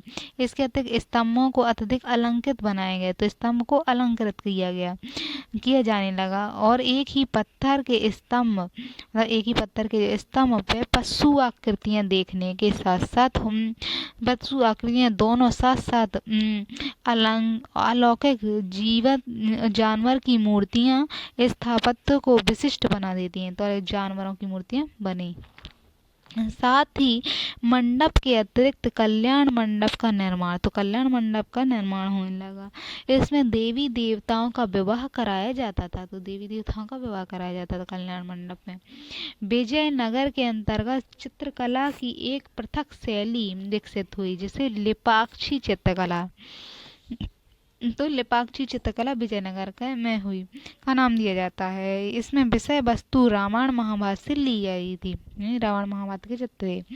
उसी प्रकार नृत्य संगीत को मिलाकर पृथक शैलियों का विकास हुआ जैसे यक्षिणी शैली। नृत्य संगीत में यक्षिणी शैली और चित्रकला में लेपाक्षी चित्रकला इसका नाम दिया जाता है। इस प्रकार हम देखते हैं कि राजनीतिक क्षेत्र से विजयनगर साम्राज्य का गौरव महत्व 200 वर्षों तक रहा, परंतु उसकी सांस्कृतिक उपलब्धि भारतीय संस्कृति की धरोहर बन गई थी। कश्मीर में जैन उल अबीदीन संक्षिप्त लेख है इन पर। जैन उल अबीदीन कौन थे? ये कश्मीर के। तो भारतीय इतिहास में कुछ ऐसे शासक हुए भारतीय साहित्य में क्या हुए? ऐसे नवीन शासक हुए जिनकी नीतियां समकालीन युग में ऊपर उठकर सभी युगों और सभी क्षेत्रों में महत्वपूर्ण हो जाती हैं। वैसे ही शासक था 15वीं सदी के कश्मीर का शासक जौन उल अबीदीन। तो जौन उल अबीदीन था। जौन उल अबीदीन 15वीं सदी में अपने भाई सिकंदर शाह के उत्तराधिकारी के रूप में गद्दी पर बैठा था। तो सिकंदर शाह उसका भाई था, उसके उत्तराधिकारी के रूप में वो गद्दी पर बैठा था जौन उल अबीदीन। और उसने बड़ी कड़वी विरासत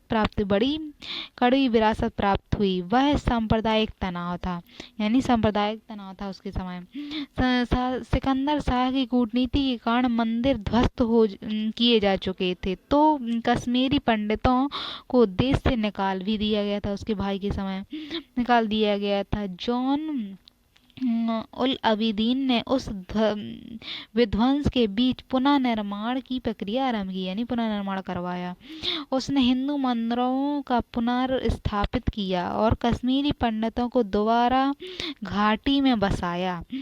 कश्मीर घाटी में बसाया और हिंदुओं की धार्मिक भावनाओं का सम्मान करते हुए जजिया कर होता है उसको हटा दिया। इतना ही नहीं, उसने गो हत्या पर भी पाबंदी लगा दी। उसके कला साहित्य के विकास के मार्ग में धर्म आड़े नहीं आने दिया और उस स्वयं फारसी के अतिरिक्त संस्कृत, कश्मीरी, तिब्बती भाषा का जानकार था। वह तो संस्कृत भी आती थी, कश्मीरी आती थी, तिब्बती, इन सब का संरक्षक था। कश्मीर की समन्वित संस्कृति को संरक्षण दिया। उसने कश्मीर की एक प्रमुख कृति राजतरंगिणी नामक अलग भाग है जो संस्कृत के विद्वान जॉन राजा से लिखवाया। उसी प्रकार उसने राजकीय सेवा में हिंदुओं की नियुक्ति को प्रोत्साहन दिया। फिर इस्लाम द्वारा स्वीकृत न होने के बावजूद भी उसने संगीत को संरक्षण दिया। उसकी इन महान कृतियों के कारण कश्मीर का अकबर कहा गया। दिलचस्प तथ्य यह है कि जॉन उल अबीदीन ने हिंदुस्तान के दूसरे क्षेत्र में हिंदू मुस्लिम संभावना की ऐसी दुर्लभ मिसाल रखी जो अत्यंत दुर्लभ है। वह दुर्लभ था। यह वह काल है जब पश्चिम एशिया और मध्य एशिया में ही नहीं बल्कि अपने को सभ्य कहने वाले यूरोप में भी धर्म के नाम पर रक्त बहाया जा रहा था। अंत में हम कह सकते हैं कि जॉन उल अबीदीन वर्तमान एवं भविष्य के लिए उतना ही प्रासंगिक है जितना अतीत के लिए। फिर दुखद आश्चर्य का विषय है कि कश्मीर में संप्रदाय तनाव विरासत के रूप में प्राप्त कर लिया। मतलब कश्मीर ने अभी भी बाद में भी संप्रदाय की विरासत को प्राप्त किया, परंतु उसके समाधान के रूप में जौन उल आबिदीन की विरासत नहीं प्राप्त कर सके। इसीलिए वर्तमान में कश्मीर में धार्मिक रूढ़िवाद या उन्माद, संघर्ष, रक्तपात जैसे मौजूद भी हैं, परंतु का वास्तविक समाधान जौल उल आबिदीन के अनुरूप है। अब है बीजापुर का सुल्तान इब्राहिम आदिल शाह द्वितीय की सांस्कृतिक उपलब्धियों का वर्णन करना है, जो बीजापुर का शासक था। तो इब्राहिम आदिल शाह द्वितीय मध्यकालीन भारत के इतिहास में विलक्षण शासक ठहरता है। उसके कला एवं संस्कृति के क्षेत्र में महत्वपूर्ण योगदान दिया और धार्मिक सद्भावना की नीति की एक मिसाल कायम की। धार्मिक सद्भावना की नीति उसने अद्भुत नक्काशी से युक्त महत्वपूर्ण स्थापत्यों का निर्माण करवाया। यथा आनंद महल, मेहतर महल और इब्राहिम रोजा के नाम से स्तूपों का निर्माण करवाया। वह संगीत का महान पारखी था और उसने संगीत की अद्भुत विशेषज्ञता हासिल की थी। संगीत की विशेषज्ञता हासिल की थी। तो और उसने संगीत पर एक दुर्लभ ग्रंथ किताब ए नौरस की रचना की थी। उसने धार्मिक सद्भावना की नीति को प्रोत्साहन दिया। धर्म की सद्भावना की नीति को उसने प्रोत्साहन दिया था। वह स्वयं विद्या और ज्ञान की देवी सरस्वती का उपासक था। जबकि इस्लाम में मूर्ति पूजा वर्जित है। उसने प्रशासन में बड़ी संख्या में मराठी हिंदुओं की नियुक्ति की थी। तो मराठी हिंदुओं की प्रशासन में उसने नियुक्ति की थी। इब्राहिम द्वितीय का दरबार न केवल समन्वित भारतीय संस्कृति बल्कि वैश्विक संस्कृति को भी अभिव्यक्त करता था। उसके दरबार में बड़ी संख्या में मुस्लिम विश्व के साहित्यकार, कलाकार, विद्वान आते थे। तो मुस्लिम विश्व के जो साहित्यकार हैं, कलाकार हैं, विद्वान हैं, वो सब आते थे विश्व के, और उन्हें संरक्षण मिलता था। कुछ विद्वान यह मानना है कि वर्तमान में वैश्विक संस्कृति को प्रोत्साहन देने में जो भूमिका यूनेस्को निभा रहा है, वही भूमिका मध्यकाल में इब्राहिम आदिल शाह द्वितीय के दरबार निभा रहा था। अब है दारा शिकोह कौन थे उन पर।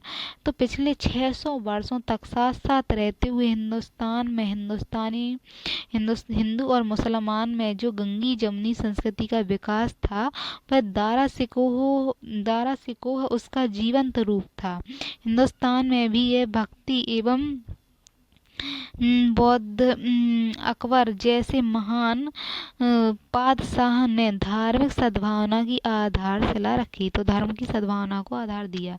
उसी में दारा सिकोहा ने न केवल विरासत को स्वीकार किया बल्कि उसे और आगे बढ़ाया। तो दारा सिकोह भी समन्वय संस्कृति का विकास में काम किया उसने।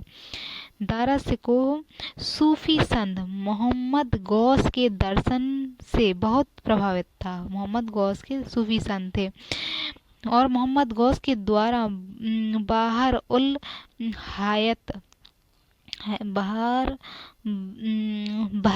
उल हायत का सिद्धांत दिया गया था। इसका सार था कि सभी धर्म के मूल भाव में एकता। दारा सिकोह ने इसको आधार बनाया कि सभी धर्म जो है उसके मूल में एकता है, और इसको उसने स्वीकार कर लिया था और उसे अपने आधार बनाया। फिर मिज्म उल बहरीन यानी समुद्र का मिलन का सिद्धांत दिया। मिज्जर और बहरीन समुद्र मिलन का सिद्धांत दिया। इसके माध्यम से जब लोग धार्मिक उन्माद से ग्रसित थे, तब दारा सिकोह द्वारा विभिन्न धार्मिक पंथों के बीच एकता का सूत्र खोजने का प्रयास करने में अपनी बड़ी उपलब्धि थी। उसने अपने विचारों तो उसके जो विचार थे, उसने अपने विचारों को केवल मनन और चिंतन तक ही सीमित नहीं रखा, बल्कि उसने हिंदू शास्त्रों का अध्ययन कर हिंदू धर्म के मर्म को समझने का प्रयास किया, और वह हिंदू विद्वानों के संपर्क में आया और फिर भगवत गीता और यज्ञो वशिष्ठ जैसे संस्कृत ग्रंथों का फारसी में अनुवाद किया। तो भगवत गीता का, यज्ञो वशिष्ठ जैसे संस्कृत ग्रंथों का उसने फारसी में अनुवाद किया। साथ ही उसकी देख रेख में 52 उपनिषदों का फारसी में अनुवाद किया गया था। तो 52 उपनिषद होते हैं, उनका फारसी में अनुवाद किया गया था। इसे सिर ए अकबर का नाम दिया गया। इस प्रकार अकबर ने हिंदू मुस्लिम संप्रदाय के बीच समन्वय को जो सूत्र खोजा था, वह दारा शिकोह ने उस सूत्र को मजबूत बनाया और उसे बनाने का प्रयास किया। अकबर ने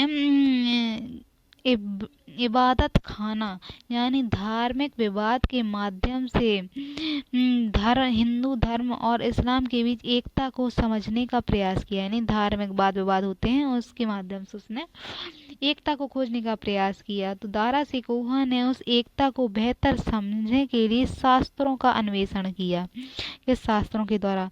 तो दारा शिकोह की बेहतर शैक्षणिक पृष्ठभूमि के कारण यह काम उसके लिए आसान था, क्योंकि वो अच्छा जानकार था। अपनी उदार धार्मिक विरासत के कारण दारा शिकोह को लघु अकबर कहा जाता है। ऐसा अनुमान किया जाता है कि यदि दारा शिकोह को हिंदुस्तान के पातशाह के पद प्राप्त होता, तो हिंदुस्तान की समन्वय संस्कृति की परंपरा का एक बेहतर दिशा मिलती। परंतु औरंगजेब के सिंहासन आरोहण होने ने उसे मुगल दरबार की नीति में नाटकीय परिवर्तन ला दिया था। अगला है, भारत में 16वीं सदी के काल को किस आधार पर भारतीय पुनर्जागरण की संज्ञा दी जाती है। यानी 16वीं सदी का जो काल समय है, पुनर्जागरण कैसे कह सकते हैं। तो पुनर्जागरण से तात्पर्य पुनरुत्थान या पुनरुत्थान किसी भी क्षेत्र में देखा जा सकता है, चाहे राजनीति हो, चाहे सामाजिक हो या सांस्कृतिक हो। तो राजनीति, सामाजिक और सांस्कृतिक। भारत में 16वीं सदी के काल को इस आधार पर पुनर्जागरण के काल की संज्ञा दी जा सकती है कि इस काल में धार्मिक सद्भावना, संस्कृति समन्वय की नीति को विशेष प्रोत्साहन में, धर्म में सद्भावना थी और संस्कृति को समन्वय था। 16वीं सदी में भारत में धार्मिक सद्भावना और समन्वय संस्कृति को प्रोत्साहन देने भक्ति सूफी आंदोलन और अकबर जैसे पातशाह ने महान भूमिका निभाई। 15वीं सदी में कबीर और नानक जैसे संतों ने ईश्वरीय एकता की बात करके मानव की एकता की ओर संकेत कर दिया। तो 16वीं सदी में कबीर हुए, नानक हुए, इन्होंने ईश्वर की एकता की बात कही और मानव को एकता में लाने का प्रयास किया। फिर जायसी जैसे सूफी संतों ने से आगे बढ़ाया, तो जायसी ने से और आगे बढ़ाया और प्रोत्साहन दिया। उन्होंने हिंदुओं की कहानी हिंदुओं की भाषा में कही। फिर पातशाह अकबर ने सुलह और कुल की नीति पर बल देकर नई मिसाइल कायम की। उसके धार्मिक सद्भावना की नीति पर बल दिया, जब न केवल पश्चिमी एशिया और मध्य एशिया अपने को सब कहने वाले यूरोप में भी धर्म के नाम पर रक्त बहाया जा रहा था। तो पुनर्जागरण का यह तत्व सांस्कृतिक क्षेत्र में भी देखा जा सकता है। हिंदू और इस्लाम से गंगी जुमनी संस्कृति कला साहित्य में व्याप्त हो गई, कला साहित्य में एकीकरण हुआ। अकबर के अधीन स्थापत्य की मेहराबी सहतीरी शैलियों का समन्वय हुआ, ये तथा व्यापक निर्माण कार्य किया गया। यही समन्वय चित्रकला, संगीत कला के क्षेत्र में देखने, तो ये संगीत में भी देखने को मिली, चित्रकला में भी देखने को मिली। चित्रकला के क्षेत्र में दसवंत और मीर सैयद अली, तो दसवंत हैं चित्रकला में, और मीर सैयद अली जैसे चित्रकार। संगीत के क्षेत्र में तानसेन, बेजू बावरा हैं और जैसे महान गायक हैं। 16वीं सदी की उपलब्धि हैं। इस काल में कथक नृत्य और ध्रुपद गायकी, कथक नृत्य जो भारतीय था और फिर मुसलमानों ने संरक्षण दिया, और फिर ध्रुपद गायकी व्यापक संरक्षण मिला। फिर वह काल था जब देसी भाषा साहित्य के रूप में हिंदी मतलब देश की जो भाषाएं थी उसमें हिंदी, बंगाली, मराठी, उड़िया, गुजराती, राजस्थानी, पंजाबी सभी को प्रोत्साहन दिया। इसमें भक्ति आंदोलन का महत्वपूर्ण योगदान रहा। हालांकि यह सही है कि 16वीं सदी का भारतीय पुनर्जागरण यूरोपीय पुनर्जागरण से पृथक रहा, यानी यूरोप का जो पुनर्जागरण था उससे अलग था। यूरोपीय पुनर्जागरण की तरह इसमें तर्कवाद का तत्व उतना प्रबल नहीं था, यानी तर्कवाद नहीं आया, परंतु यह अपने स्वरूप में विशिष्ट और मौलिक था, क्योंकि इसने यूरोप में होने वाले धार्मिक तनाव की जगह धार्मिक समन्वय पर बल दिया। इसलिए 16वीं सदी के भारत को पूर्व आधुनिक काल के साथ जोड़ा जा सकता है, तो पूर्व आधुनिक काल कह सकते हैं। तो ये संगीत और ये सारी चीजें अब